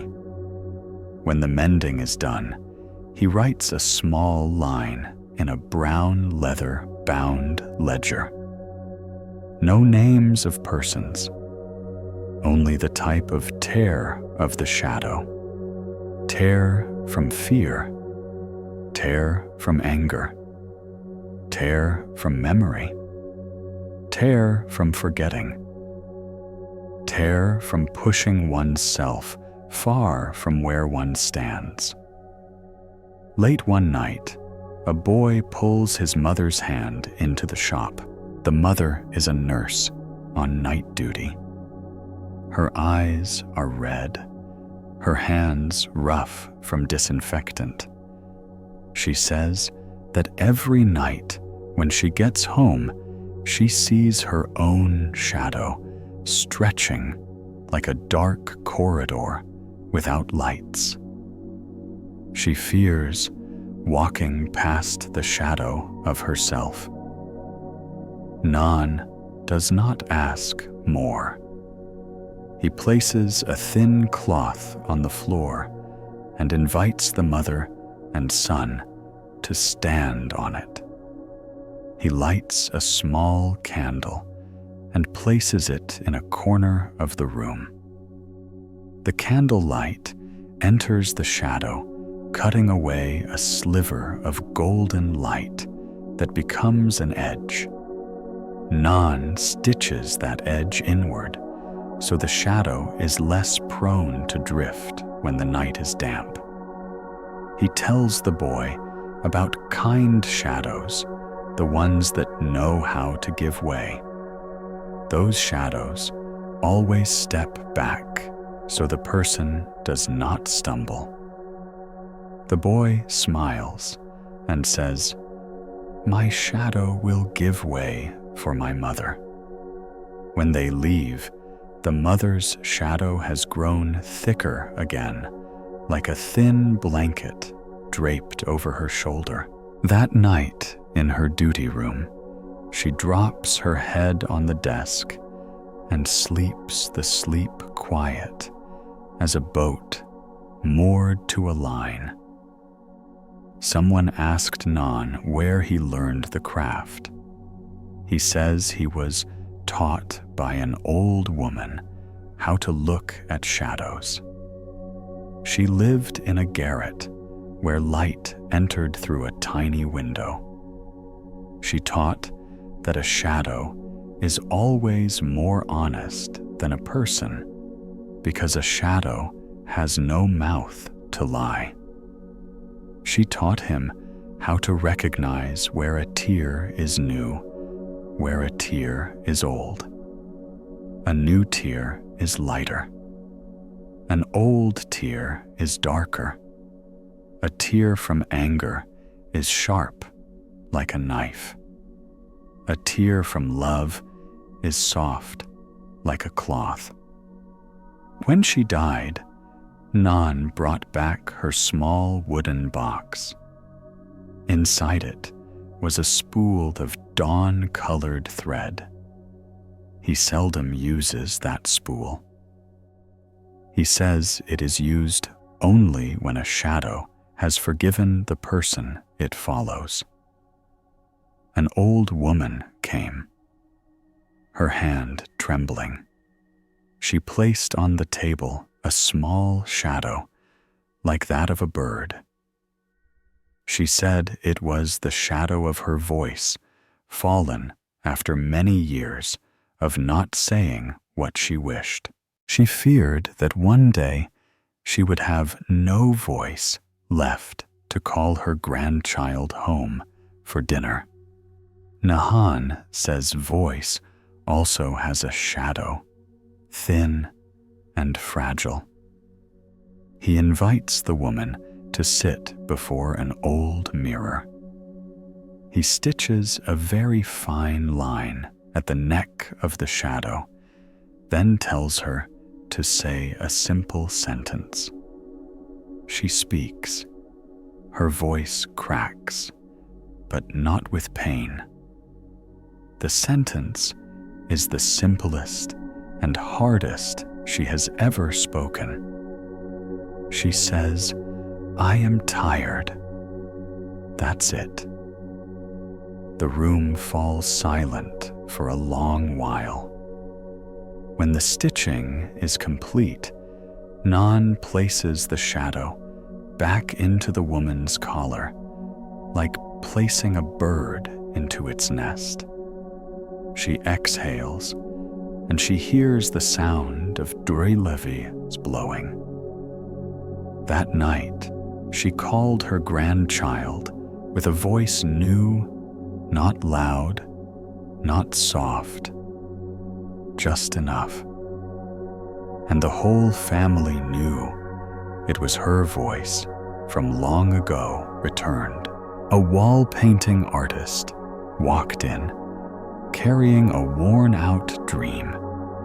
He spread the dream over the table like a tarp, saying he had painted badly too many times, only to be erased. The dream had been faded by the rain, leaving only blank patches, breathing in its place. Nahan said dreams cast shadows too. The shadow of the dream was fainter than the person's shadow, but lasted longer. He used colored thread, smelling of dry paint, to stitch up the frayed corners. While he worked, the painter smelled the summer of his school days, when he drew on the backyard wall with charcoal and laughed because his hands were black. When the patching was done, Nahan did not say good luck. He just handed him a blank sheet of paper and told him to stick that sheet on the wall he wanted to repaint before painting. The blank paper would hold the shadow until the dream became heavy enough to stand. The artist left that evening. He painted a little sun in the alley corner. In the morning, the sun was still there. He sat on a stone bench, took a short nap, and the short nap drew in a deep night. A child came, carrying a shadow split in two. She said her parents quarreled, and the shadow in the house broke into two. Nahan was silent. He did not immediately stitch the two halves back together. He placed the two halves in two separate frames, pulled them near each other, but not touching.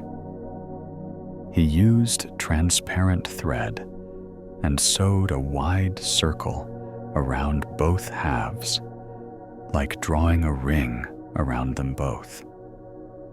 He told the child, "When your parents walk through this ring together, the shadow will reunite itself." The child asked when. Nahan said he did not know, but the ring was in place. The next day, the child brought the parents. They stood awkwardly before the fabric frames. The child took their hands and led them through the invisible ring on the floor. Nothing happened. Then the mother laughed a little, and the father exhaled a long sigh. A few days later, the child returned and said the shadow in the house had joined again in a corner of the room. Nan made a small stitch like a period in his brown-covered notebook. There were nights when Nan was alone. The city slept late, but the alley before the shop quieted early. He sat leaning against the wall, looking at the still hanging shadow frames. He thought of the people who had come by the shadows that had remained, and the shadows that had returned to their owners. He blew out the lights, leaving only a small oil lamp in the corner. The light trailed thin, like a breath. He took from the cabinet an empty frame and placed it on the table. On the frame, his own shadow appeared very faint. He looked at the tear in his chest where his shadow was. The old tear, dark, small, like a needle hole. He took the skein of dawn-colored thread from the old woman, threaded the needle. With each stitch, he heard the voice of a sentence he had never spoken to himself. He sewed slowly until the thread lay still. He put his hand on it, whispered a sentence. No one heard. That night, he slept on the wicker chair in the shop. The sleep was clear, like the bottom of a glass of water left overnight to settle. Seasons changed. The rains left sunlight, entered, then lonely wind returned. People walking through the alley gradually learned to walk slowly when their shadows touched the shop's doorstep. They peeked inside, sometimes only nodded to Nan. Some did not come in, but went home and laid a white cloth under their bed as if saving a place for their shadow. Some stood in front of the window before sleep, watching their shadow lean on the wall, saying a short sentence that today I am enough. Others hung a small clay bell on their porch. At night, they heard a thin sound and knew they were still here. Once, a strange woman brought a suitcase to the shop and placed it on the table. She opened it. Inside, there were no clothes, only the shadows of names, plastic cards with various names printed worn cracked at the edges. Each card released a hazy shadow when she touched it. She said she changed her name according to her job, according to others, according to where she lived. Even when sleeping, she had to choose a name to dream. She was tired. She wanted to patch the shadow of her real name. Nan was silent. He lit a slim incense stick. He arranged all the cards on the floor, switched off the lights, leaving only the dusk-tinged light creeping in. In that light, from the many hazy shadows, collected a small shadow right at her collarbone, where the collarbone pressed under the skin. Nan made one short stitch there and tied a single knot. She inhaled, placed her hand on her collar. Tears rose, but she stood at the edge of falling. She closed the suitcase. The suitcase suddenly felt feather light. That night, she slept like someone who had just stopped carrying a suitcase in her dream. On the last day of the year, Nan hung the leftover threads on a line stretched between two walls. The leftover threads glittered like small paths. He brewed a pot of tea, poured into 3 cups, one in front of the empty frame for the person who had not yet come, one in front of the frame for the person who had gone, and one for himself. He held his brown-covered notebook, flipped through the pages, recording all kinds of tears.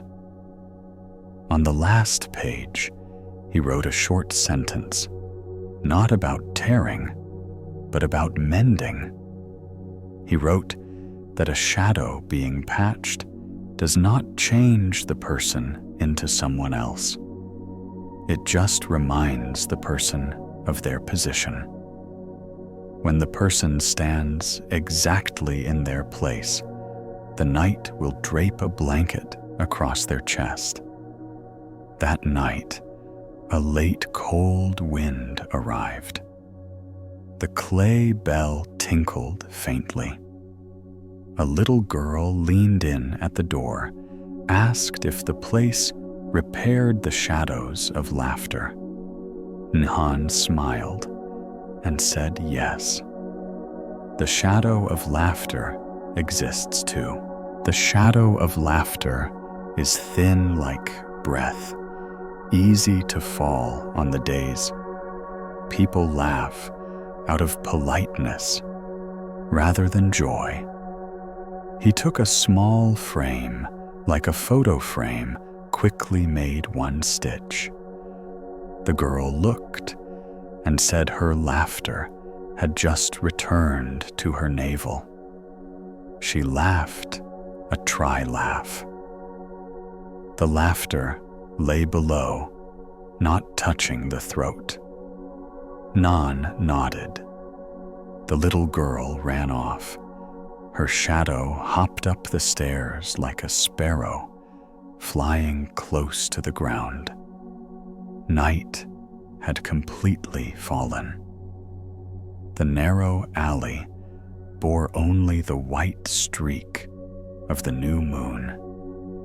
Nahan closed the door, turned off the lights, draped the towel over the chair, leaned back against the wall.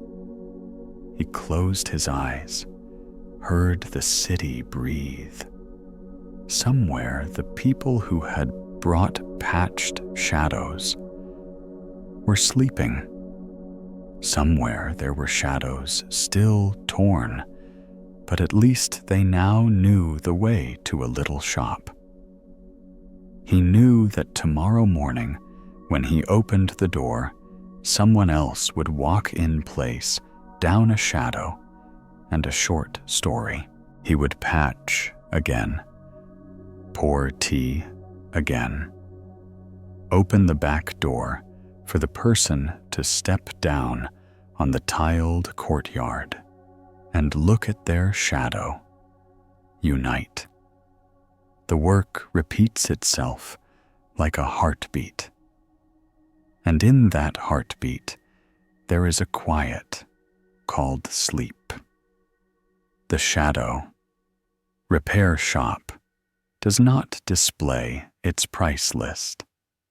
People pay with a small, everyday object, a fallen leaf picked beneath a banyan tree, a handwritten note saying sorry, a faded bus ticket, a lost button, a long sigh.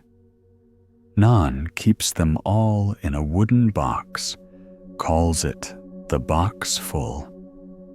When the box is full, he opens the lid, brings it out to the porch, and empties it into the wind. The wind takes them away, as if carrying specks of light. He watches and smiles. When the small things are returned to the wind, the large things within people become lighter too. Someone once asked why repairing shadows helps people sleep well. Nan did not offer a scientific explanation. He only said that when shadow and person sit in the same spot, everything else finds its place. Thoughts sit in the chair. Memories lie on the bed. Worries stand outside the door, waiting till morning to talk.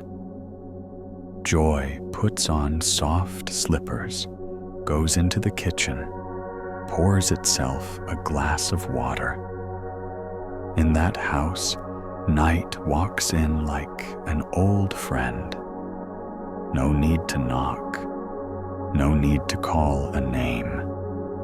It simply draws a thin blanket across its shoulders.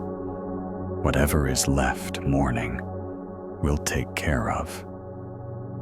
And if one day you walk past a slanted street at dusk and see a little shop with the bell still tinkling faintly, though the door is closed, know that inside someone is sewing a tiny stitch for a shadow.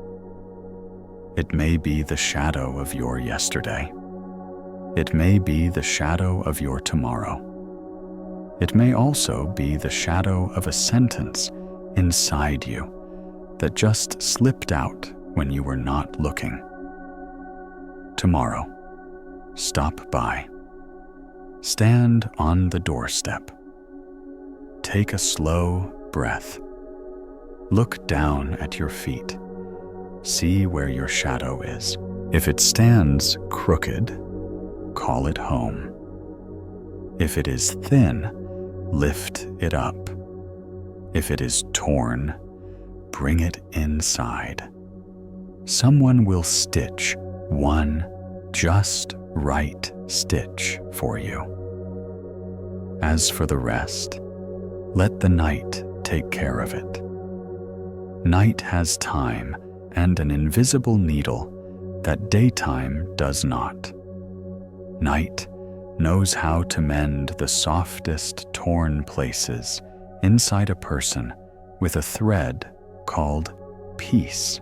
The house of slow clocks at the end of a quiet street near where the canal forks into a small branch that wraps around a reed bank, there stands a narrow house whose facade is coated in the dust of time. A dark brown wooden door with a slightly frosted glass frame. On the door hangs an old wooden sign, hand-carved with two gentle words, "The House of Slow Clocks."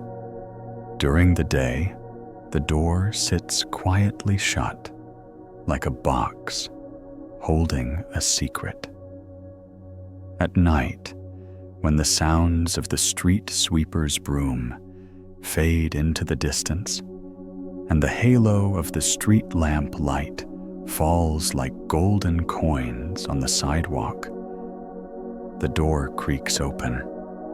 A scent drifts out, warm metal, the light tang of machine oil, and the faint fragrance of dry tea greeting passers-by without a word. The owner is called Tu. He is over 30 with thick hair and eyes that carry the light of someone who has long watched small things move very slowly. Tu does not collect rare clocks, nor does he sell expensive ones. He simply repairs clocks that are too tired from running. On his wooden shelves are countless clocks of all kinds.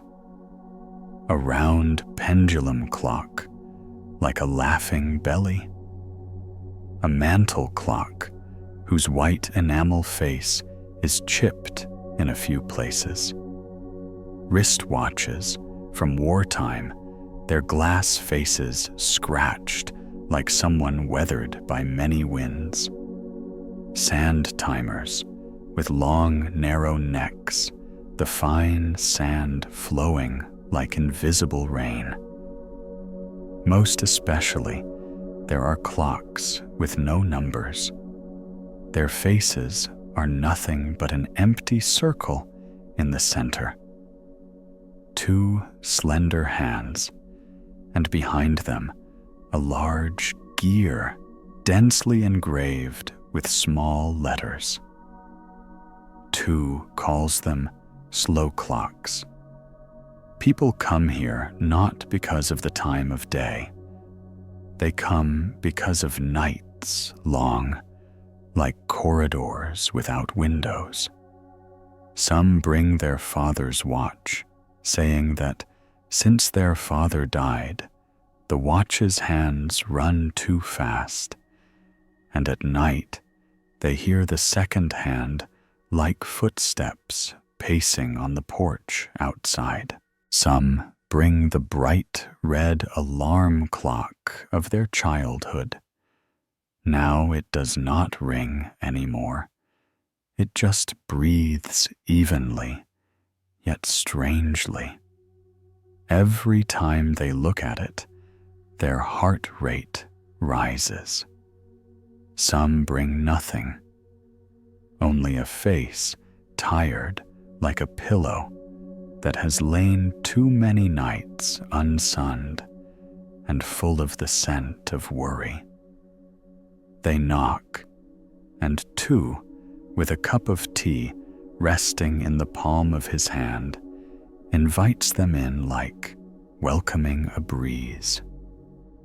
Every clock that comes into Tu's hands is placed to rest for a while. He calls that giving the clock a rest. He wraps it in a soft cloth, places it on shelf number 3, where the light is the faintest. On that shelf, one can hear a sound that cannot be named. It is not the tick-tock. It is not complete silence. It is the space between tick and tock, a very thin interval, yet wide enough for a tired person to sit down. 2 does not rush to open the case, nor does he hurry to adjust the hands.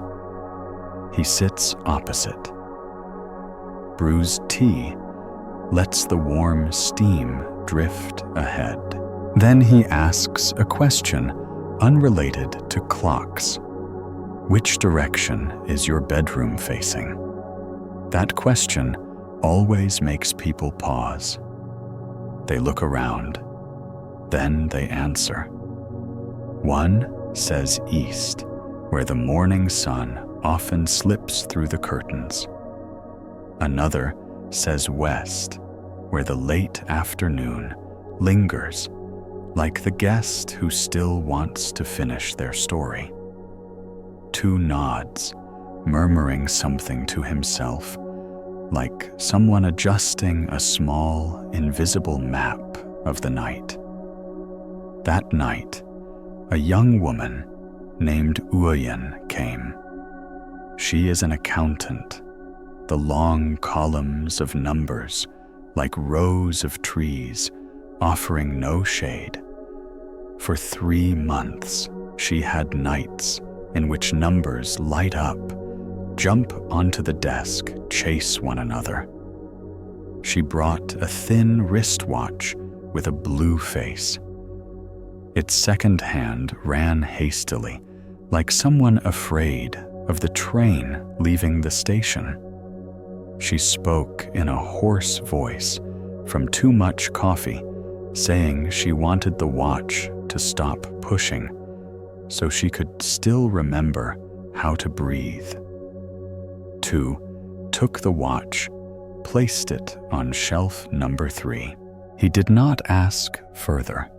He offered her a wooden chair near the window where she could see the small neighborhood across the canal steadily turning off their kitchen lights.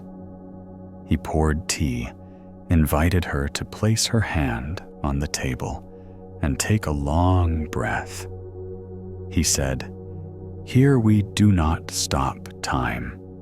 We only ask it to go slower, so we have time to say hello." Awaken managed a tired smile, her hand trembling. Yet after her breath, she sensed a different rhythm. An old mat vendor stopped by just before midnight. He laid on the table a wooden-faced wall clock, its pendulum aged yellow. He said this clock had traveled with him through 3 houses, 4 flood seasons, many illnesses. Recently, the pendulum was off balance, like someone walking without placing their feet on the ground. His nights thus tilted, he would wake up quickly from sleep, as though he had swallowed a thorn. 2 brought the clock under the lamp light, gently touched the pendulum. He heard emptiness in the wood. He opened the case, removed a fine dust grain built up around the pivot. He said, "Some nights are disturbed not by weight, but by dust." The old man laughed, his eyes wet, like someone seeing an old friend again. 2 cleaned the mechanism, applied a drop of oil, adjusted the suspension length of the pendulum, then hung it on a wooden peg right above his table. The pendulum swung, not too fast, not too slow, like the footstep of someone who has settled down to sit. The old man finished his tea, gave a gentle yawn, wrapped his new mat over his shoulder, and said that tonight he would sleep on the mat he laid out for the first time, as though opening a path. In a deep corner, Tu sets a long table of jackwood. On the table besides tools stands a very large hourglass, its glass bulb swollen. Gently, the sand inside white as dry salt. Particularly at the neck of the flask, there is a slender metal ring that can be turned, throttled, released. Tu calls it the collar of the sand. Whenever he needs to hear the sleeping sound of the person who brought a clock, he rotates one notch to let the sand flow slower than the human eye can see. When the sand flows more slowly, the sound in the room also slows. The lycra whisper of hands on cloth, the breath of tea being poured, the tiny clang of metal in the groove, all descend one step. Insomniacs sitting in front of that hourglass often involuntarily lean further back in their chairs, as if someone had pulled the chair closer to the wall and said very softly, "Sit down." Tu has a peculiar habit. Each time after he finishes repairing, before he returns the clock, he always places it next to the numberless slow clock. He lightly pulls the pendulum of the numberless clock to start it. That numberless clock has no calendar, no alarm. It only has a blank circle, so the viewer sees the void. When two clocks stand side by side, one with numbers, one without, one to know the time, one to know the interval, people suddenly understand that night is not only a first half and a second half. The night has many layers. There is a layer for the things promised today. There is a layer for things not yet named. There is a layer only for breathing without thinking. Without that last layer, sleep struggles to arrive like an old friend.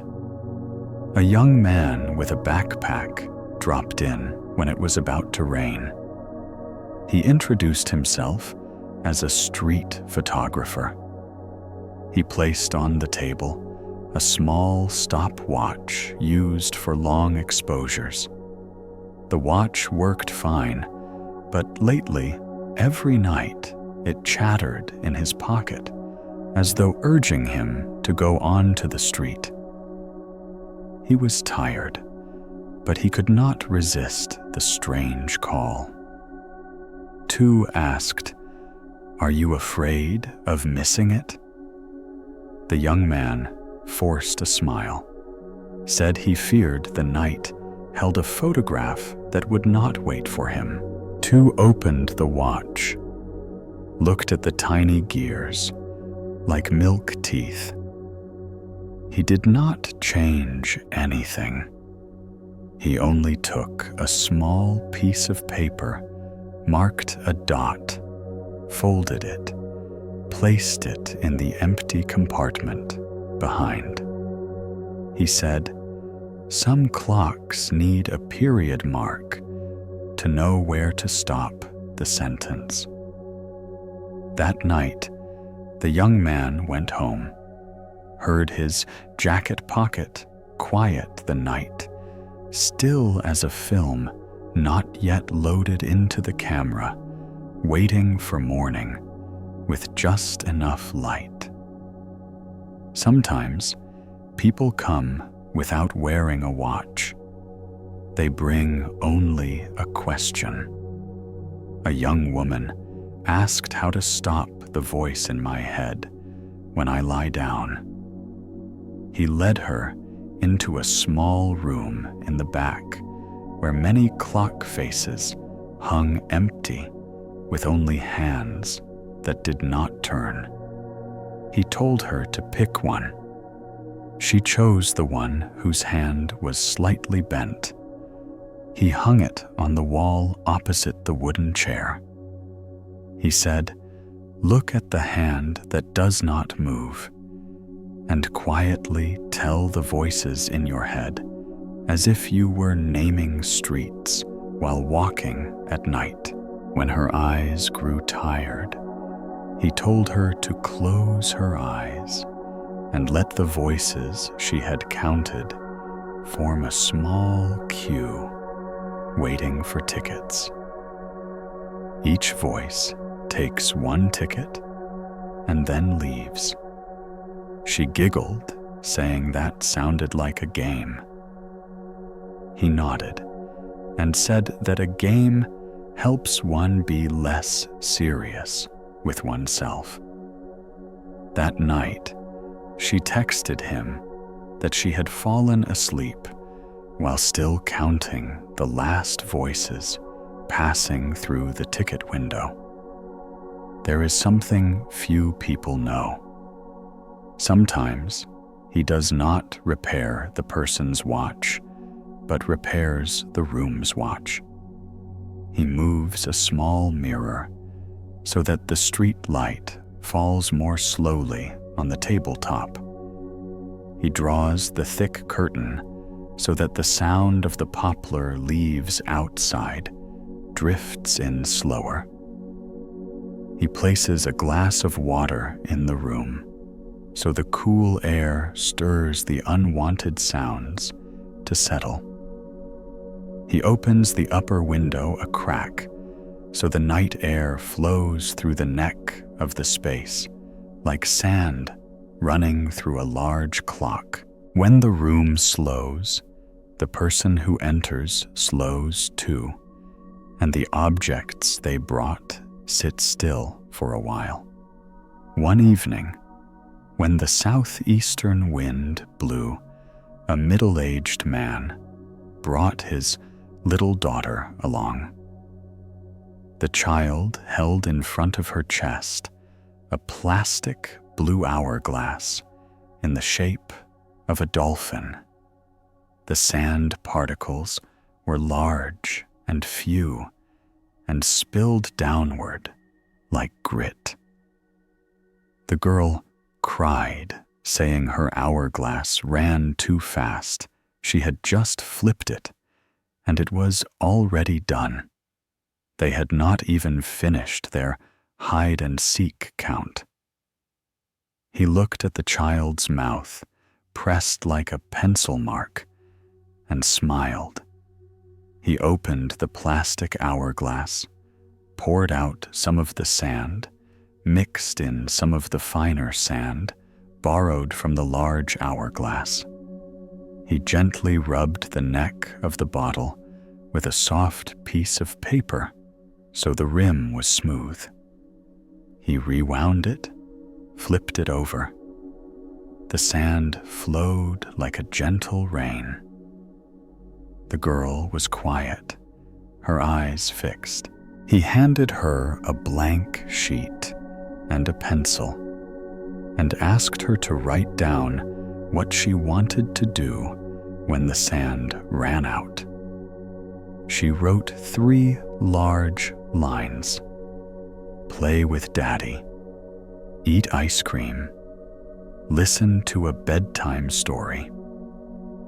The father looked at his daughter's writing, was silent for a moment, then looked up, his eyes wet. He said, "Thank you," as though he had just regained the afternoon. One rainy night, the roof tapped an uneven rhythm. A middle-aged woman in a raincoat arrived bringing her husband's wristwatch. Her husband had died the year before. The watch had stood still at the hour he left. Every time she looked at it, she could hear the door closing forever. She said she wanted the watch to run again, but feared that if it ran, he would go further away. He did not intervene right away. He placed the watch on shelf number 3, went to make a pot of ginger tea. He told her about a strange client who once brought in a watch that had stood still for 3 years, and the day it ran again, the heart of the one left behind no longer missed a beat when hearing the rain. He said, "We do not pull someone back by the hand of the clock, nor do we keep someone by the numbers. We simply let a small stream flow so that time does not freeze into stone in the chest."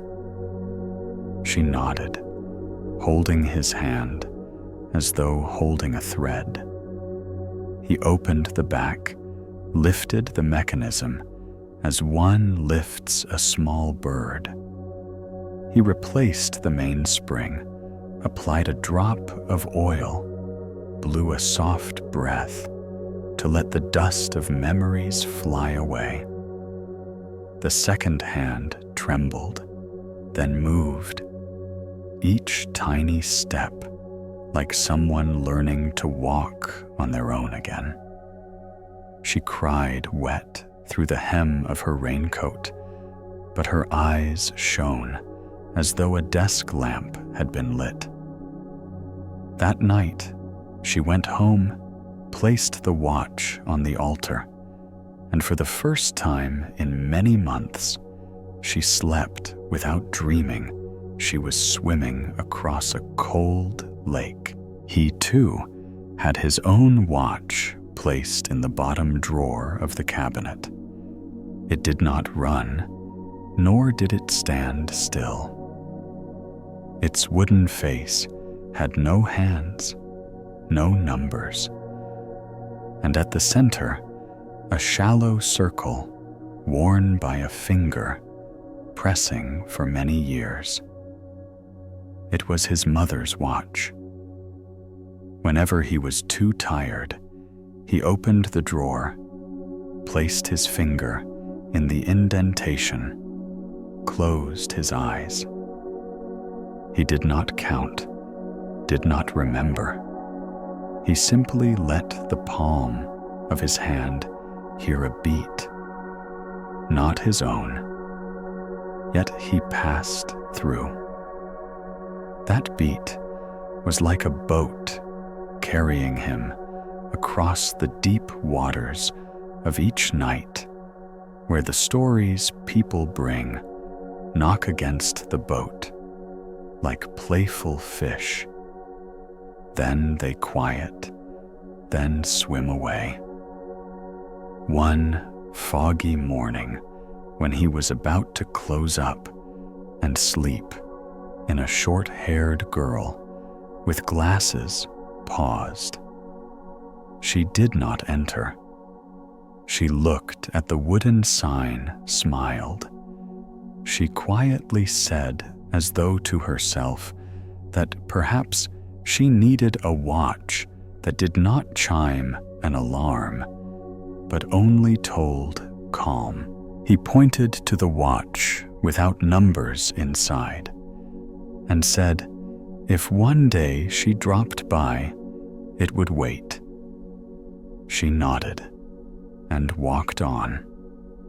Her footsteps were slow, as someone who had remembered how to walk beside time without being afraid of being left behind.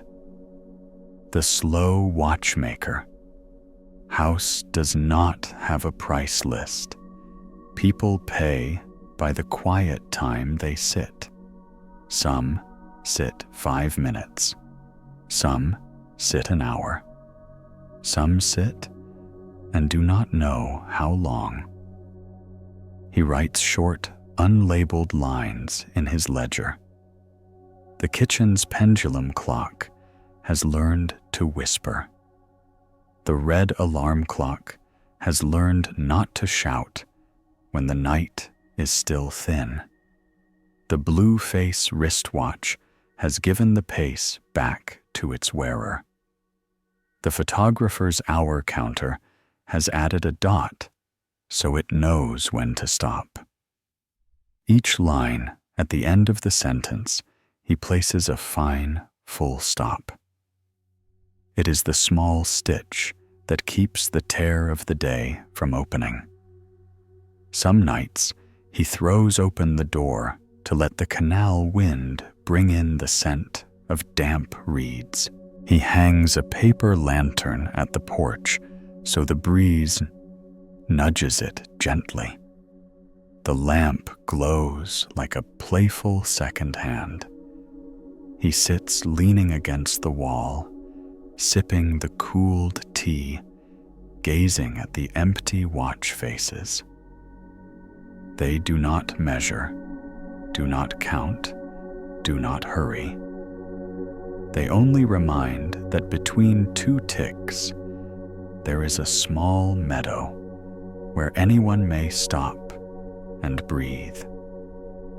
When people sit there a while, any watch slows enough so the night catches up with them. And when the night catches up, sleep stands right at the door, tapping softly, not demanding, not forcing, only asking one quiet question. Are you ready yet? If one night you walk down this street and you see a thin beam of light, like a guiding thread through a door, crack pause. Bring the fast-running watch inside you.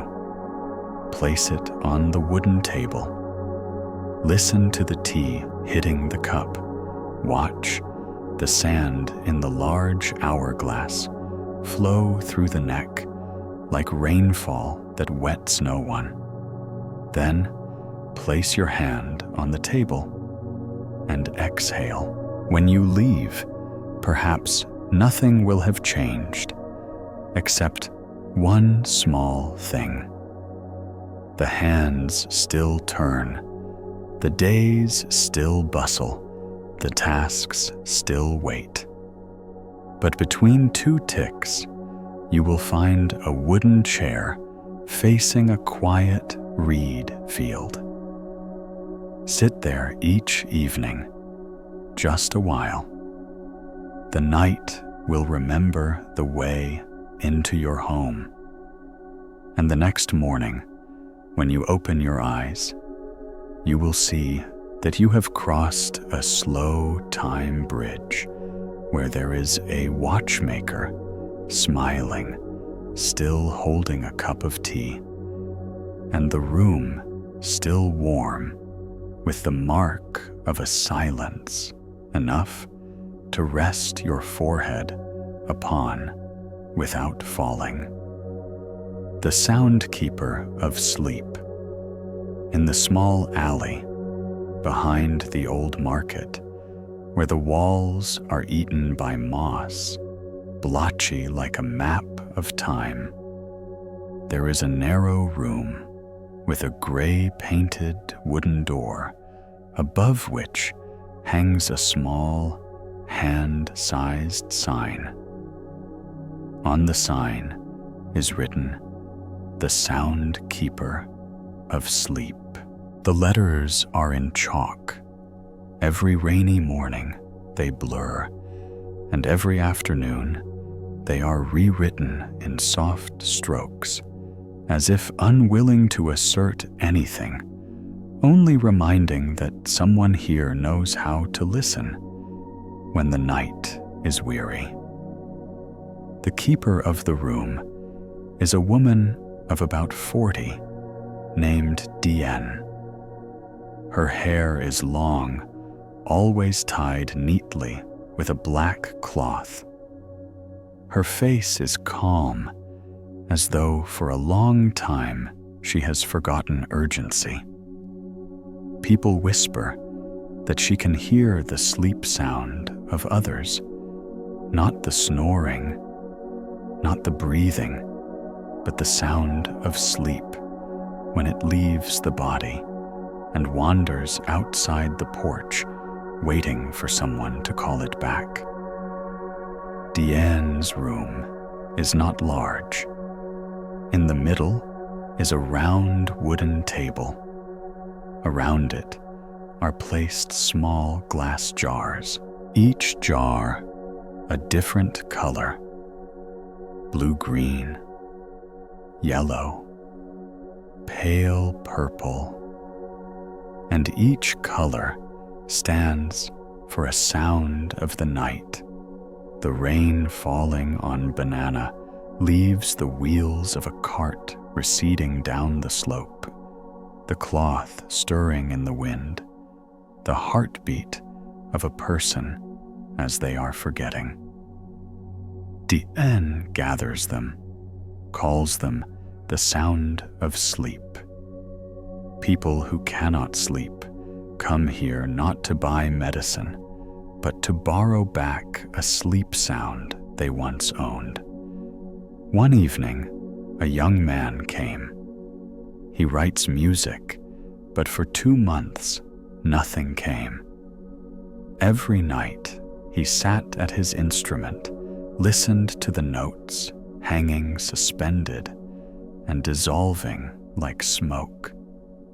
He told Diane that he no longer heard the pulse of the song, only the ticking of the clock on the wall, steady-eyed, like a guard who does not tire. Diane asked him what he wanted to hear.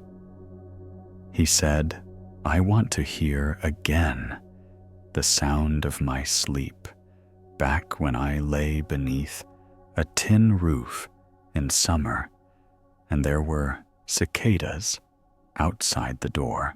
Diane nodded, took an amber-colored jar, opened the lid.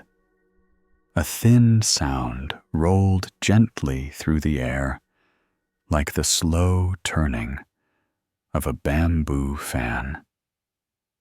The young man closed his eyes softly. His breath became even, the crease on his forehead relaxed. She said, "That is the sound of childhood sleep.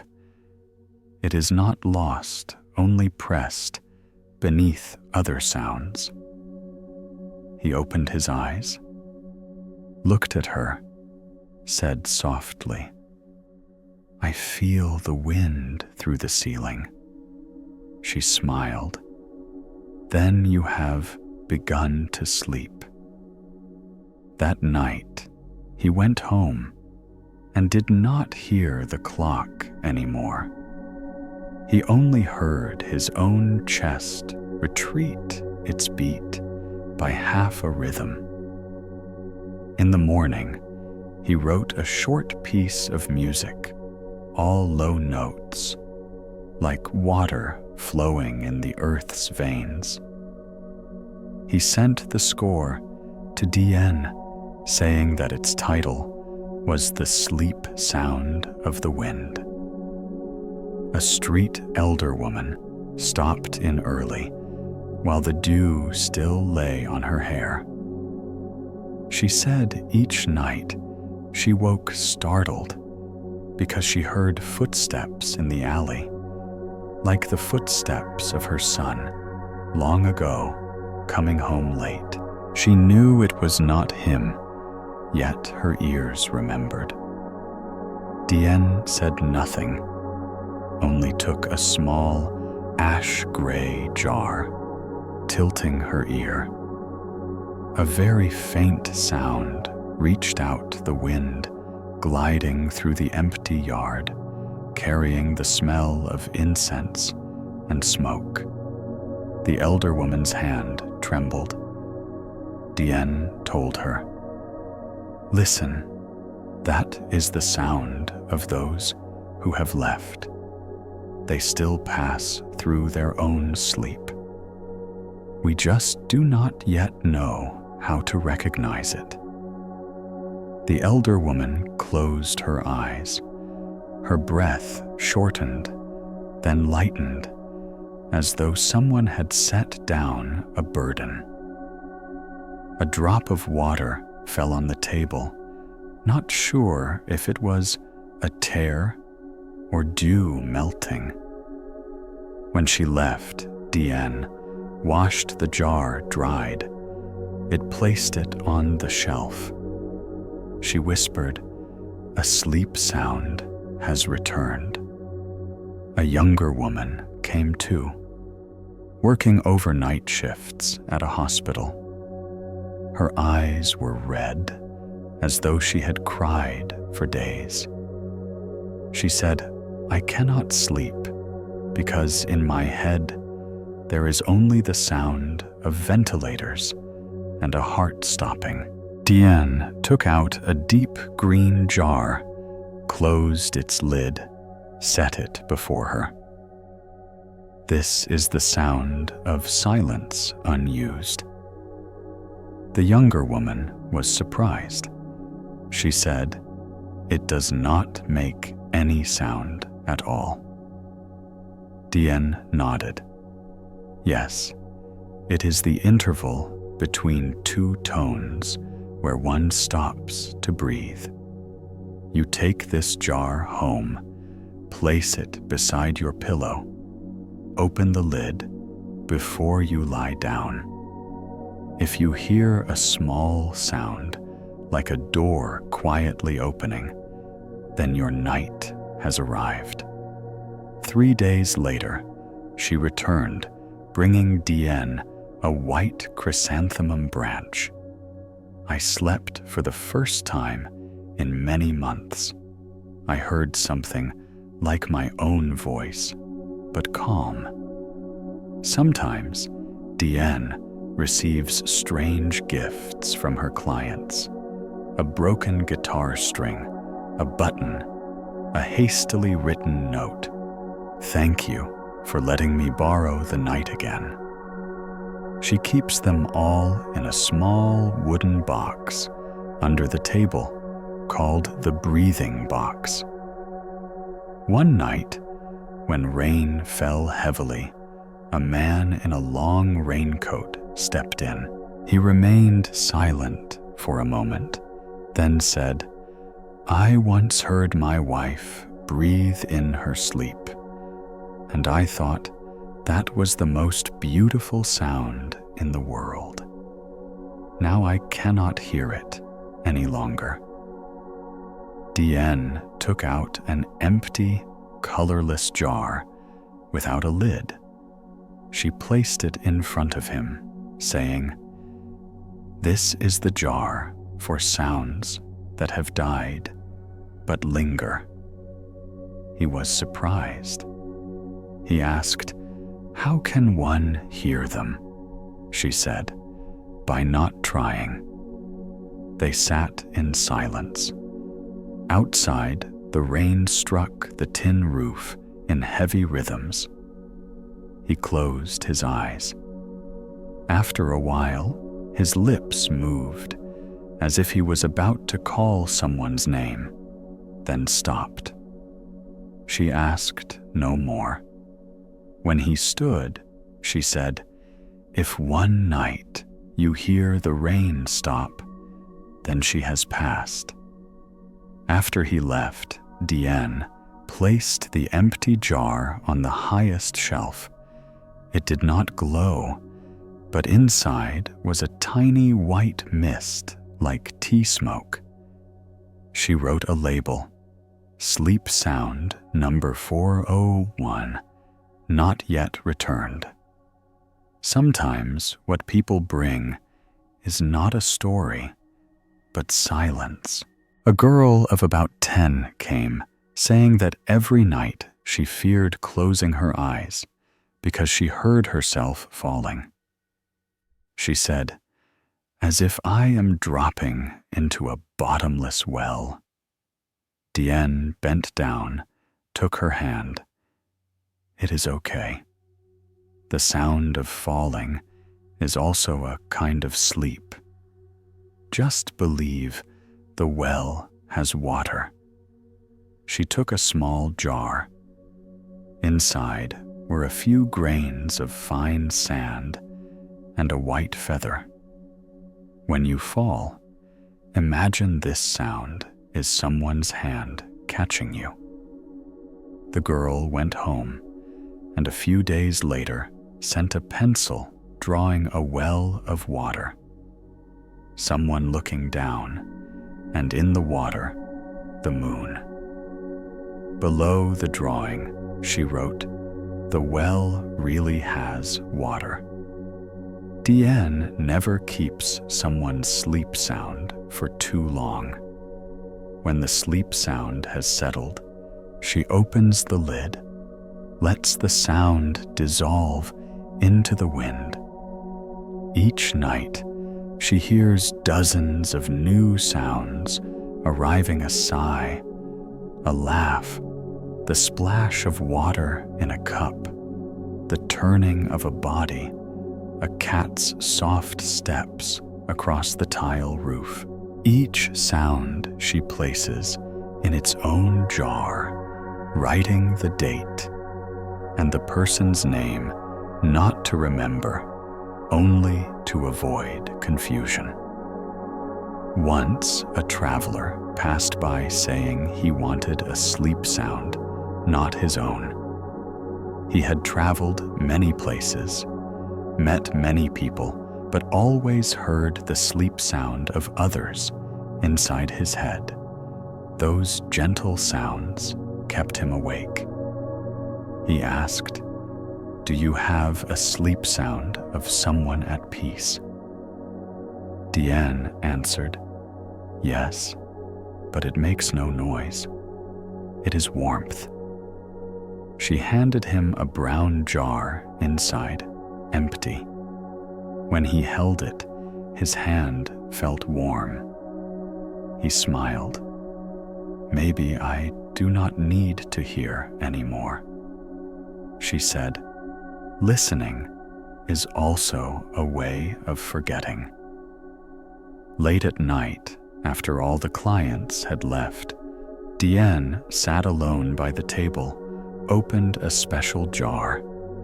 Inside was a thin sound, like someone calling her from far away. It was her own sleep sound, the one she collected from the night her father died. She never opened it for fear of sleeping forever. But tonight, the sky is still, the wind no longer knocks at the door. She opens the lid. The sound spreads out light as a breath dissolving into the mist. She closes her eyes, bows her head onto the table. The next morning, people found the room still open. On the table, the glass jars were lined up in a long row, their lids opened. There was no one inside, only a faint sound, echoing a slow, deep, steady breathing, like the sleep of the entire house. They say that ever since, whenever someone walks past that alley at night, if they stop long enough, they will hear a sleep sound drifting in the wind, warm and gentle, like the voice of someone calling them home. And anyone who hears that sound will sleep dreamlessly that night. The post office. With no stamps. The street where the post office stands is always quieter than the rest of the city. By day, the door is shut tight, the glass window murky like someone's eyes after a long sleep. At night, when the street vendors' calls have dwindled, the yellow halo of the street lamp forms a thin streak on the tile pavement, and the wooden door opens. Inside is a long room with a low ceiling, the walls painted cream that have aged to the color of pale tea. A wall clock with no hour marks hangs just for show. Beneath the clock is a dark wooden counter with a little brass scale, a purple ink pad, a round seal whose inscription has worn away halfway, and behind it, rows of wooden pigeonholes along the wall like a honeycomb. This post office does not sell stamps, nor does it mail letters anywhere. It receives the things people cannot send. Those who bring them place them on the counter as though setting down a heavy weight. The proprietor's name is Thak. He asks little. He puts the item on his scale, measures the weight of the silence, listens to the paper's breath, then presses a little seal on it. The seal has no country name, no address, only 2 characters, like a breath released. One early season night, rain drifted lazily on the roof, and a young woman paused at the door. She held a stack of papers folded carelessly, the edges yellowed. She said her name was An. She worked as a cook in a place on the street which had closed early because the owner was ill. For months, she had not been able to sleep. Every time she lay down, the smell of broth, the smell of fried shallots, the burnt corner of a pot returned inside her head, dragging with it apologies for dishes undersalted and nods given hastily. She had written many times to herself, to her mother, to the kitchen, then crumpled them, stuffed them in her apron pocket. Those scraps of paper weighed like stones. Thak pulled out a wooden chair for her and asked her to sit. He poured a cup of warm water, slid it over to her, and simply asked if she wished to leave one page here. She nodded, her hand trembling slightly. Thak opened the stack of papers, did not read them, only smoothed them, placed each page on the scale. The small needle shifted slightly, like a fish changing direction. He dipped the seal into the purple ink pad, lifted his hand, then lowered it like a breath. On each page, the 2 small characters appeared deep purple. He placed them all into an empty pigeonhole and pushed it closed with a soft click, like a door shutting. Anne looked at her fingers, her nails stained by soy sauce, and in her chest, a gentle sound rang out like water bubbling just before it breaks. She exhaled. That night, at her lodging, she opened the window, laid her head on her arm, and for the first time in many weeks, she slept through. In the morning, she visited the post office and placed on the counter a small handkerchief scented of soap, saying it was a hand towel from her apron pocket.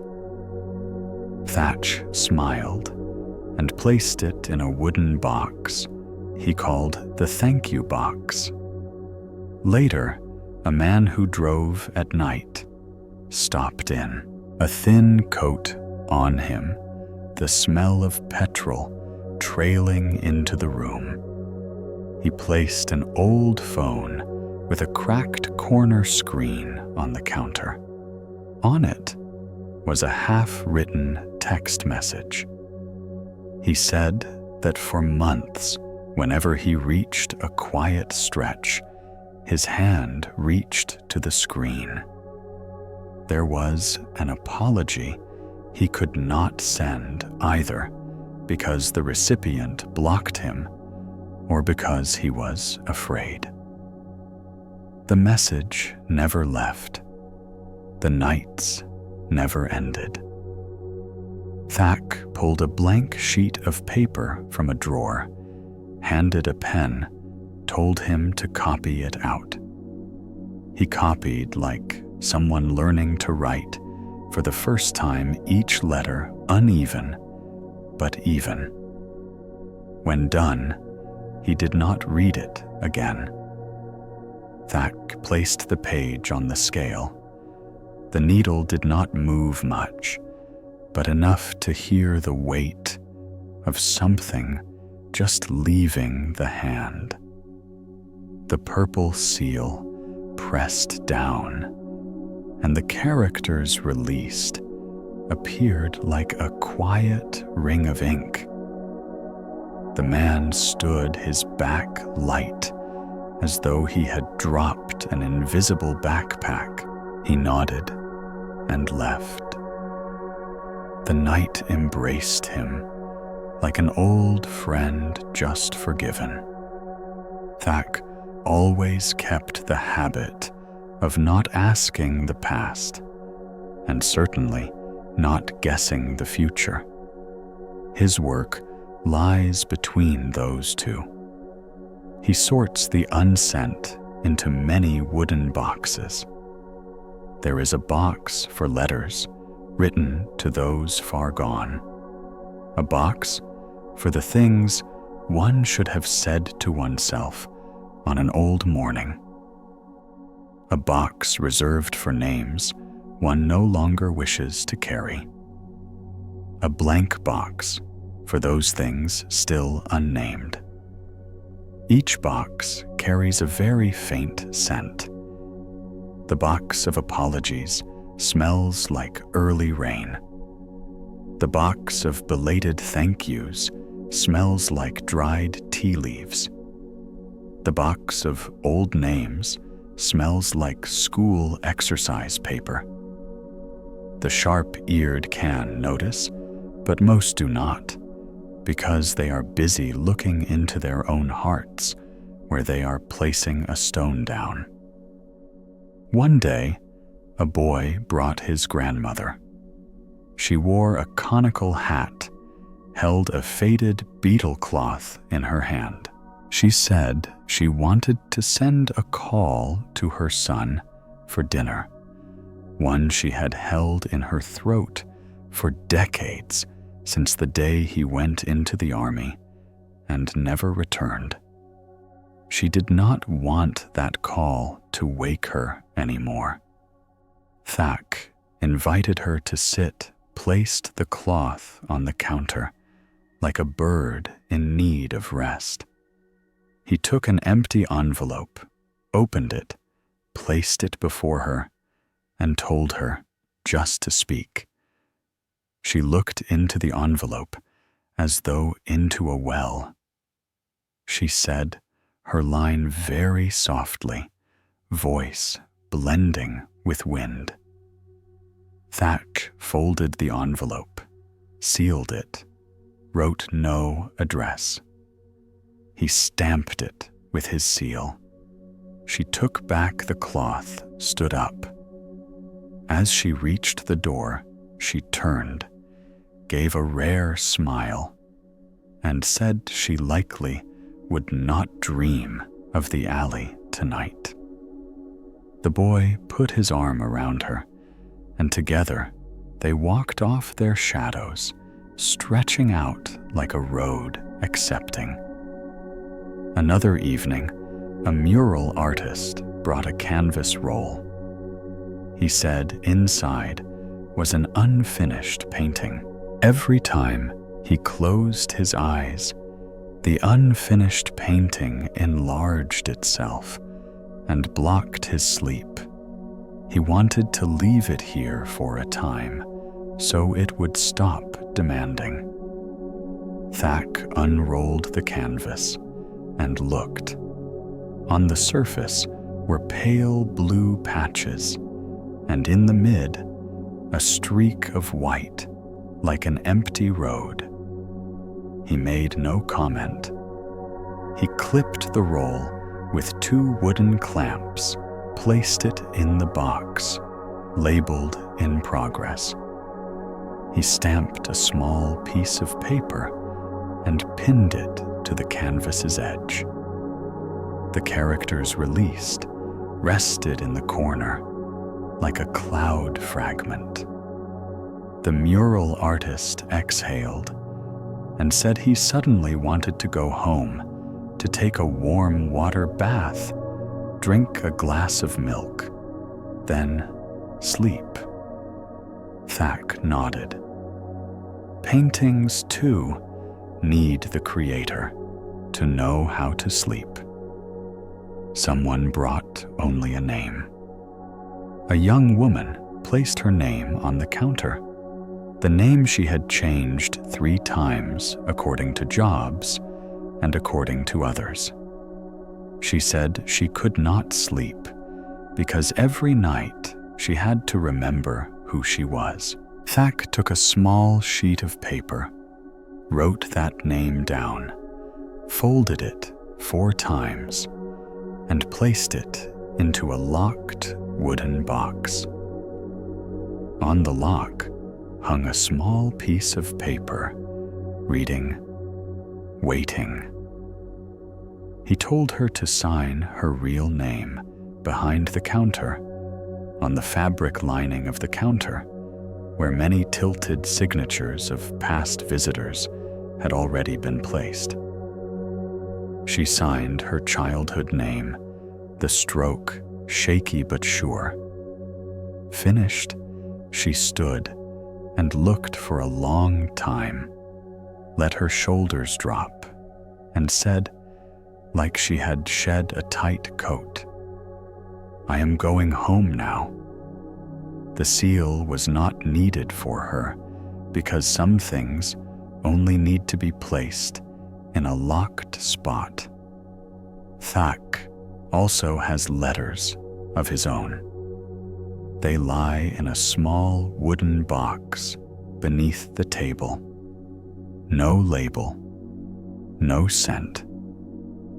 He does not open them. Some nights, when there are few customers, he pulls the box out, places his hand on the lid, as if placing it on the beat of his own heart, then pushes it back in.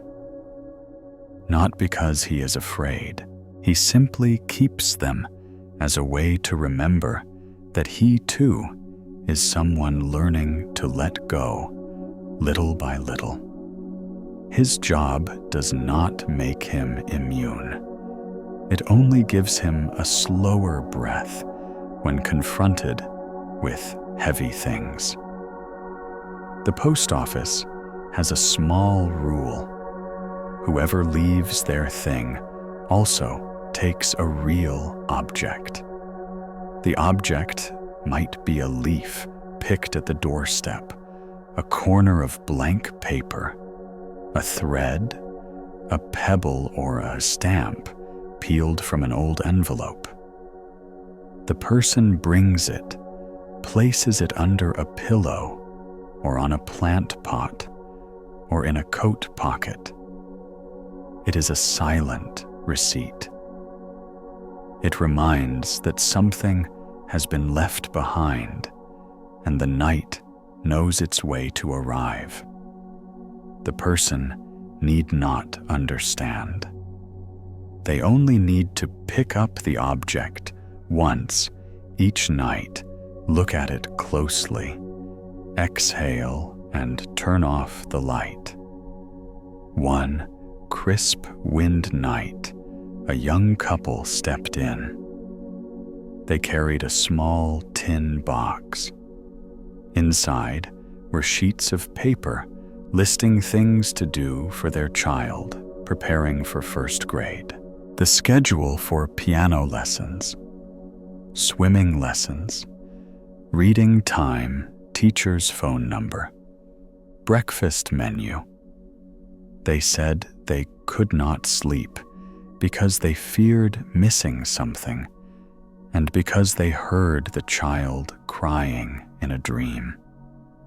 Thak asked if they had heard their own voices. They stared blankly. He emptied the sheets on the counter, stacked them, tied with an old cotton string, not knotted. He stamped the top sheet with the purple seal, the mark soft as a full stop. He gave them another blank sheet, asked them to write 3 things they wanted to do with their child that were not on the list. They wrote, walk in the rain, roast sweet potatoes, tell many made-up stories.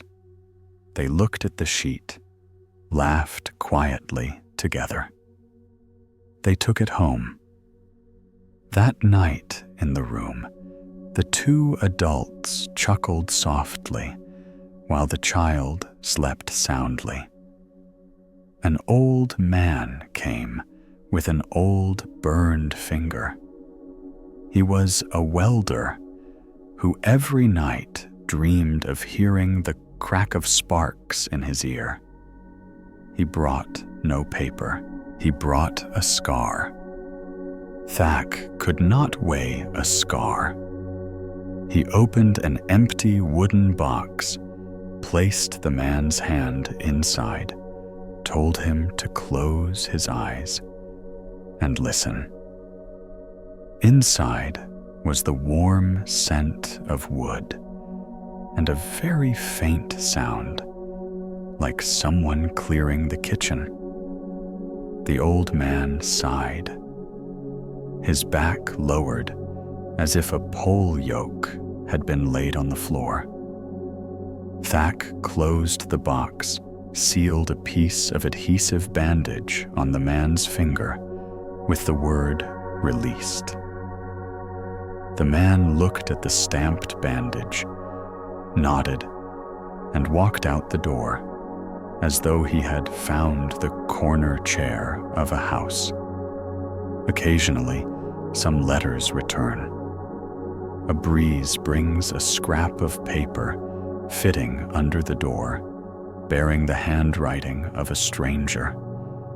They say they have slept and now want to retrieve the old thing to read one last time before burning. Thak opens the box, finds the sheet, whose inked strokes match the breath of its writer, hands it back. The visitor stands in the yard, lights it. The paper burns quickly, the smell of purple ink spreading. When the flame dies, they cup their hands over it, harboring the small fire till the last moment. Then their eyes are like someone watching rain pass by, holding nothing but the old sound of falling. One evening, long as a road without trees, the clouds hung very low. Thak received a large parcel, no sender. Inside was a pillow. On the pillowcase was embroidered a clumsy line of text, maybe by a child wishing him good sleep. He looked at the pillow for a long time, then placed it on a chair inside. That night, when it was quiet, he switched off the light, lay his head on it, listened to the wooden pigeonholes breathing the papers lying still, the dry ink, the old brass scale sleeping. He sank like a key falling into its lock. At dawn, silver light crept through the edge of the curtain. The broom knocks at the alley began. Thack rose, boiled water, refilled the tea kettle, opened his ledger, wrote a small line. Tonight, 37. Unsent things were placed down. One thing remains unnamed, but has found its way. One old name has just smiled. He put down his pen, made a light dot. The dot appeared like an invisible stamp. The post office does not display opening hours nor post days off. It opens when someone needs it and closes when the night is enough. Walkers past the street, if sharp-eyed, will see a very thin purple streak on the step threshold, like leftover ink. Anyone who accidentally steps over it will feel in their chest a small wooden pigeonhole, just closed the click, not loud, but enough to know something has settled. When they reach home, they place their hand on their chest, breathe slowly, and turn off the light. Night enters like a barefoot messenger, placing a small object on the head of the bed. Not a letter. It is a little void the size of one's palm. The person lays their forehead down and sleeps. If one night you sit before a sheet and cannot write another word or hold your phone, and the message stands frozen like a river turned to ice, remember the little street and the room with the old brass scale. You do not need to say much, just set it down. The purple seal will descend like a breath. And when you walk out, do not be surprised if the city suddenly sounds soft, as though the corners of the houses were just wiped with warm water. Night has understood. You also understand. Not everything needs to be sent. Some things only need to be acknowledged that they were heavy. Then they will find their place in some wooden box somewhere where a man named Thack sits listening to the sound of sleeping paper and places a warm tea for the coming morning at the threshold. The keeper of the day end, light, in a lakeside village where the water lay flat as a mirror, and each afternoon the sunlight withdrew slowly through the willows. Lived a man on his own in a small wooden house. The house stood right at the water's edge, its walls clad with pine, its old roof silvered by age. On the porch hung dozens of transparent glass lamps, each containing a different kind of light. One glowed with the pale orange of twilight.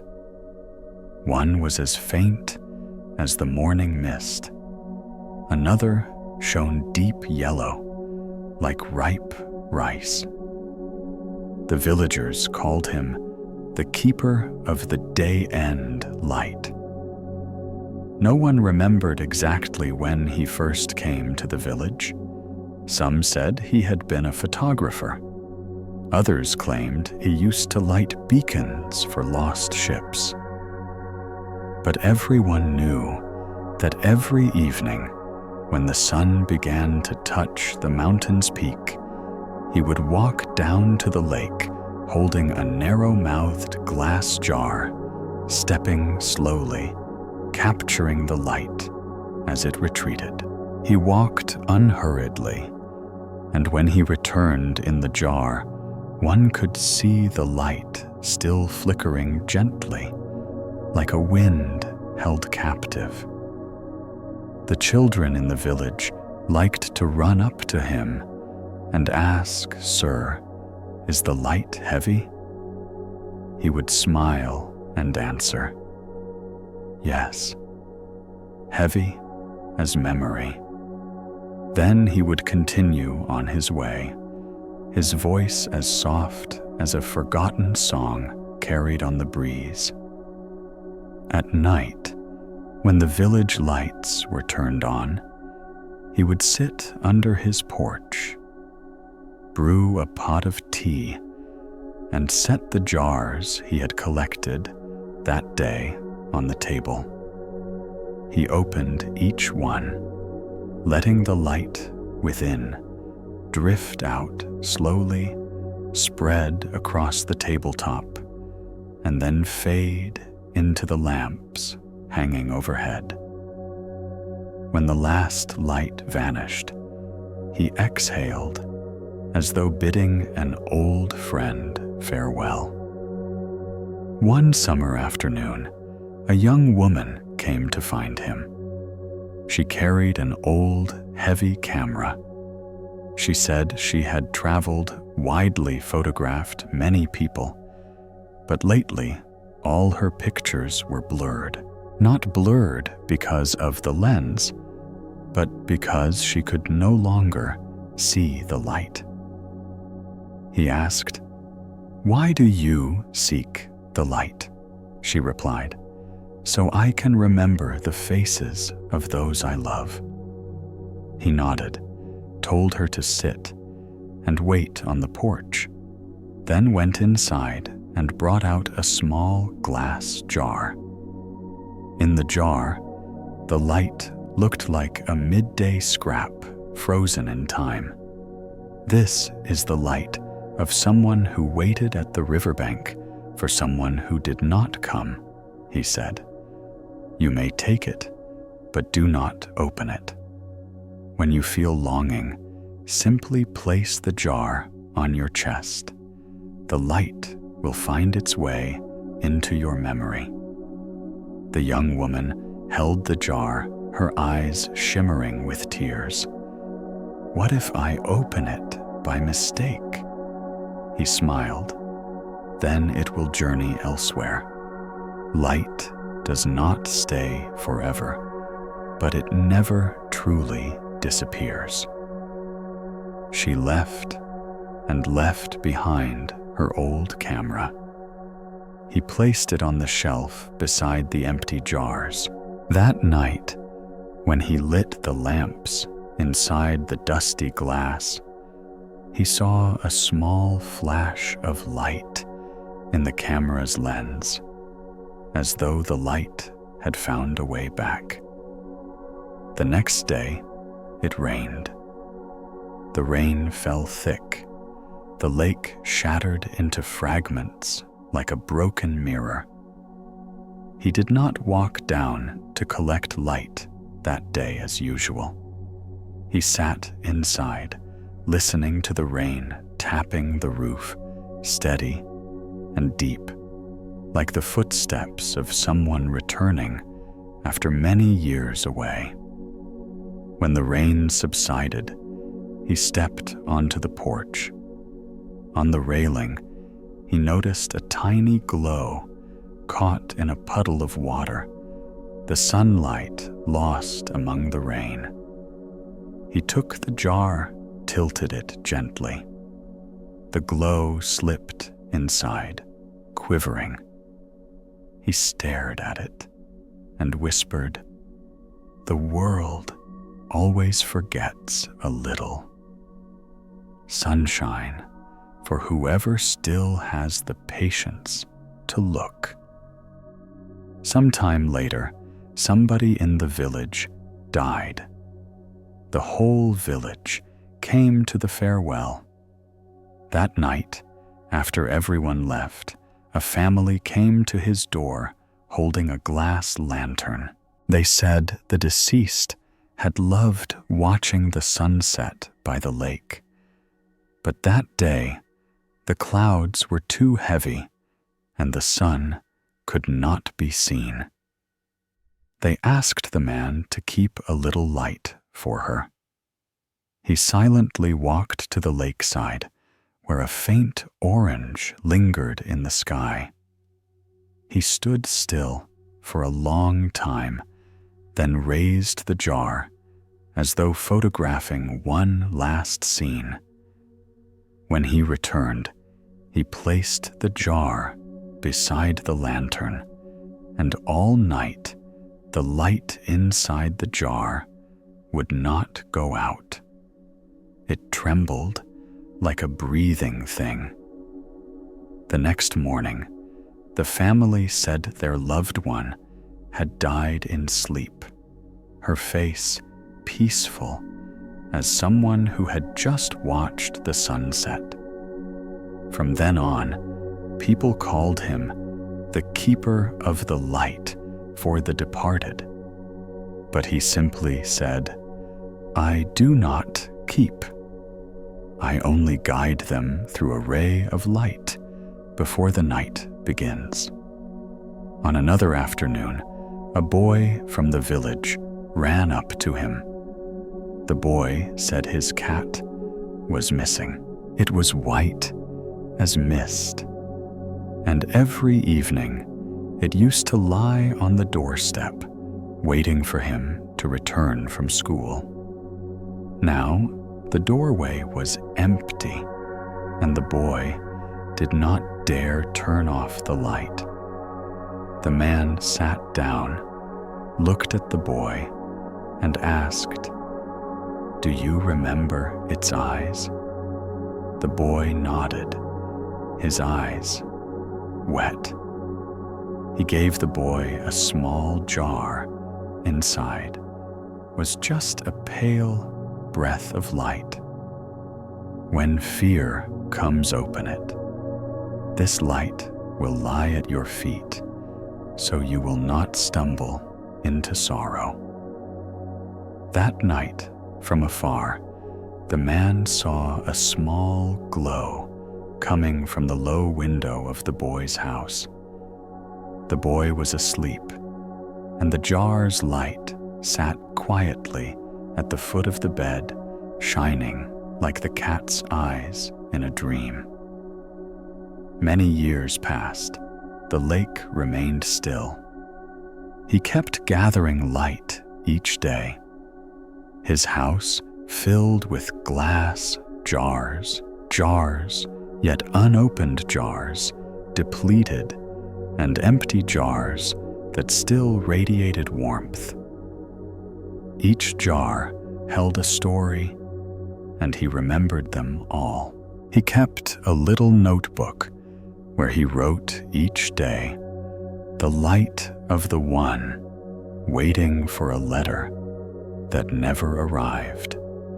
The light of the child waiting for their father. The light lost between two apologies. The last light of the 17th autumn." Then, one day, he no longer appeared at the lake. They went to his house. The door was unlocked. On the table, the jars still stood neatly. Inside each jar the light still flickered, like an awake person's eyelid. In the center of the table sat a large jar, clearer than all the others. Inside, there was a light, only a small folded piece of paper. People opened it and read the ink-written words, "When I go, please leave the lamp lit. The light knows the way." That night, after the sun had completely disappeared, the lamps on his porch lit up all at once, though no one had touched them. The light was neither golden nor white. It was the light of memory, both warm and clear, both distant and close. The entire village stood watching. No one said a word. Each person saw that light reflected on their own face, softening them. And in that moment, it was as if everyone could hear a whisper rising from the lake. Light does not go out. It only finds a new place to rest. From then on, whenever the sun began to set, some would catch a glimpse of a figure by the lake, holding a glass jar, leaning down toward the water. It was unclear whether it was a person or just the memory of light reflecting itself. But whoever saw it would sleep deeply that night, and in their dreams there would be a porch, some hanging lanterns, a person pouring tea, smiling gently, saying softly, "Thank you for holding on to a little light from the day." And just like that, the night was no longer completely dark. The letter writer to silence. On the crest of a hill, where the wind flows like an invisible river, there stands a small house hidden among pine trees. The house is painted the color of early morning, a pale gray tinged with blue, so that from afar it seems to dissolve into the mist. There lives a man named Nhien. No one knows his true profession. All they know is that each morning he brews a pot of tea, opens a window, then sits down at a worn wooden table, takes up a pen, and writes. He writes a lot, but no one knows to whom he writes. In the drawer of his desk, there are envelopes sealed shut, with no recipient's name. In the corner of each letter, he writes a small line, "To silence."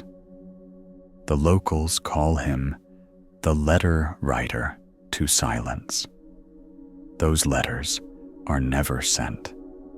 They lie still in a wooden box placed at the end of the table next to an oil lamp. Each time he finishes writing, he places his hand on the envelope, closes his eyes, as if listening to whether the words he has just written still make any sound. If they do, he opens the letter again, crosses out a few words, removes a sentence, sometimes leaves only a period or a space. When the letter is completely silent, he finally folds it. He says, "A true letter should only breathe, not speak." Nhien arrived at this hill 10 years ago. He had once been a reporter living in a bustling city, traveling everywhere to listen to people. Speak of victory, defeat, remorse, and hope. One day, while recording the account of a mother who lost her child in a flood, he noticed his voice trembling. Not because he was moved, but because in his head, too many voices were crowding in. From that day on, he stopped writing articles. He only listened. But the more he listened, the more he felt himself drift away from authentic sound. One night, he woke in a city lit by bright lights. Yet inside, he heard a vast emptiness. He turned off his recorder, packed his bags, and left. The house on this hill he found after a long afternoon. When he climbed up, he was so tired he had no breath left. The wind blew through the pines, carrying the scent of resin and the sound of unspeaking. He stood for a long time, then silently said, "Perhaps this is where I will learn again to listen to silence." And he stayed. Each day, Nhien wakes when the sky is still, dim, sits at his desk, writes a letter. Each letter is a conversation between him and that which makes no sound. He writes about things lost that people do not recognize, like the silence between two words, like the pause before a raindrop hits the earth, like a glance unsent. He writes about a world that speaks so much that no one can hear themselves anymore. Once he wrote, "Silence. Where have I met you in life?" In a coffee house, when people spoke of loneliness, at a train station, where the loudspeaker drowned out the sighs, or in the eyes of someone trying to smile. If we meet again, please do not speak. Just sit down. Another time, he wrote, "If one day I disappear, do not look for me in the lines of text. Look for me in the gap between two periods. There, I will still be listening." From time to time, a passerby on the hill sees the smoke rising from his stove and stops, knocks on the door. The first to come was a retired teacher. She had heard that he knew how to write the unspeakable.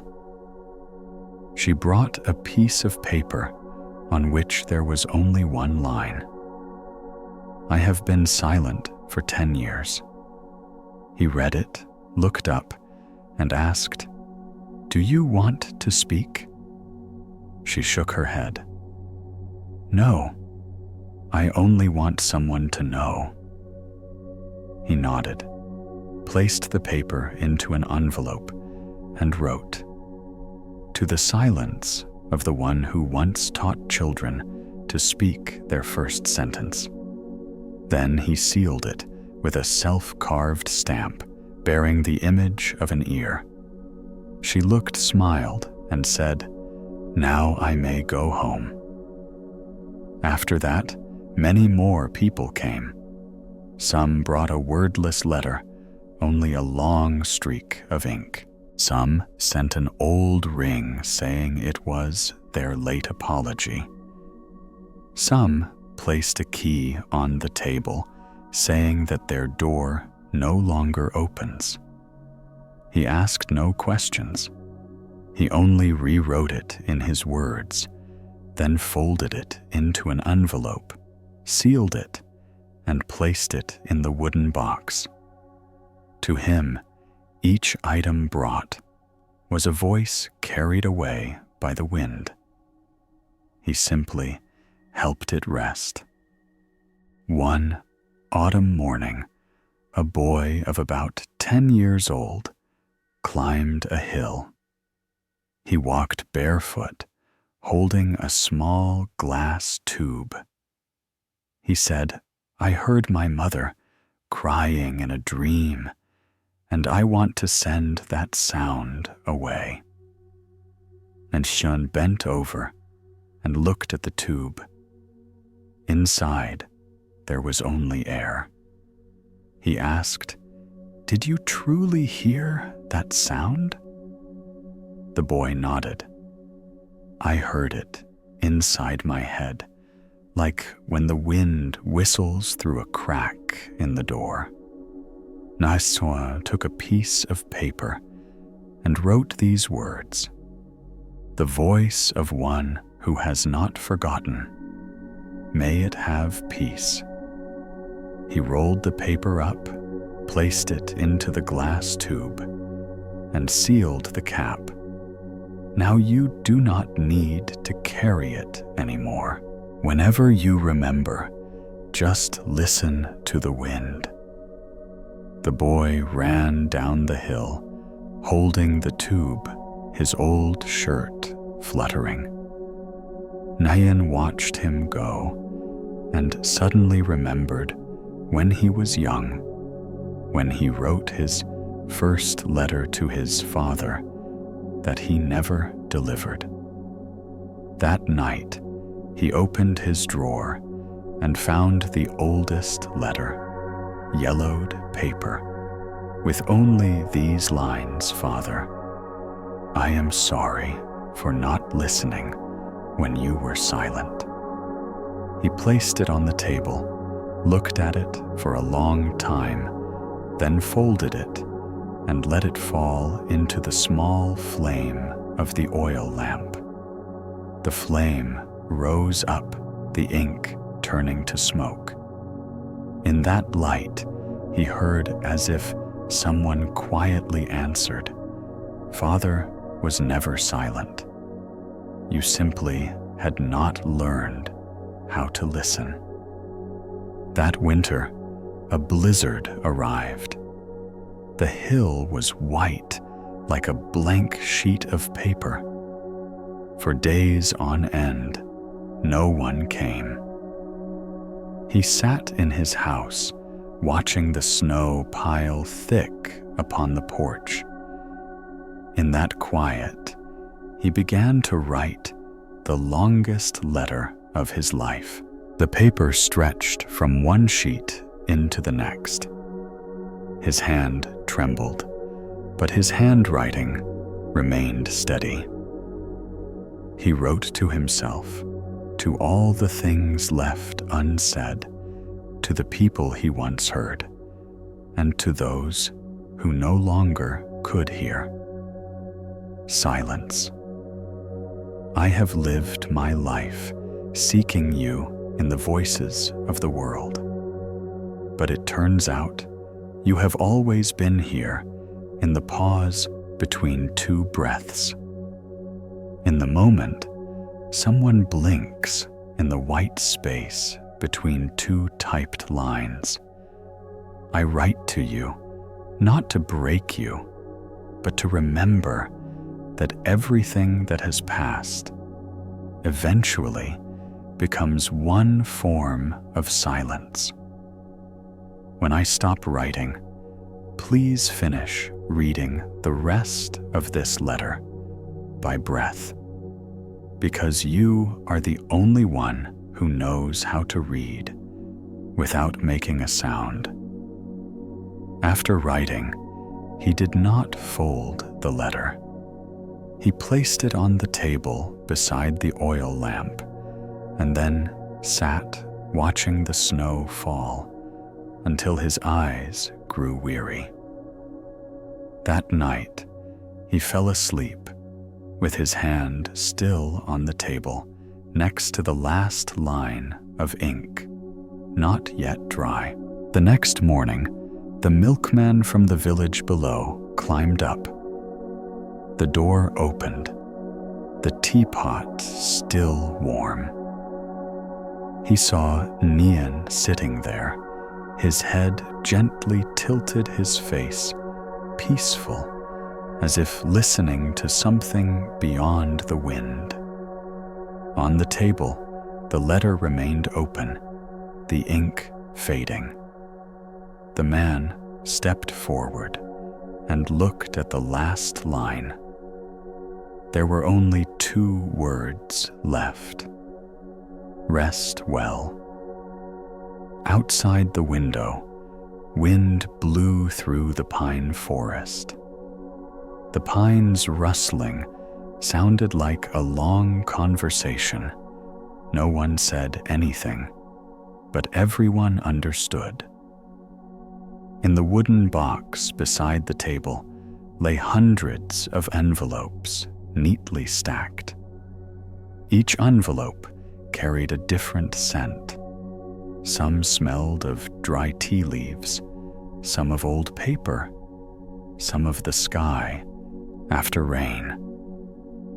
But when one held an ear close, one heard the same sound, a very quiet breath, as though someone had just been gently released. From then on, the house on the hill was no longer lived in. But whenever someone passed by, they heard a strange sound. Not the wind, not the leaves, but the sound of a letter being written somewhere in the air. People said if you stood still long enough, you would hear its opening line. To the silence inside you, who has always been waiting to be read. And if you hear that line, do not respond. Just smile, close your eyes, and let the wind finish the rest of the letter. Because sometimes the only thing silence needs is to be remembered by a slow breath in a morning without birdsong. That is how the letter writer to silence continues to live, not in sound, but in the space between every sound of the world. When the stories have closed, it is also when the night begins to soften.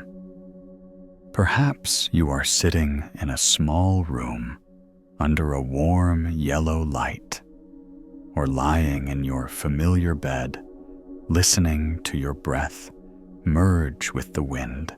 Wherever you are, these stories from the sky, mender, the lamplighter at the station, the fallen balloon, repair shop, the slow clock, house, the keeper of sleeping sounds, to the letter writer, to silence, all carry a single meaning to remind you that peace has never left.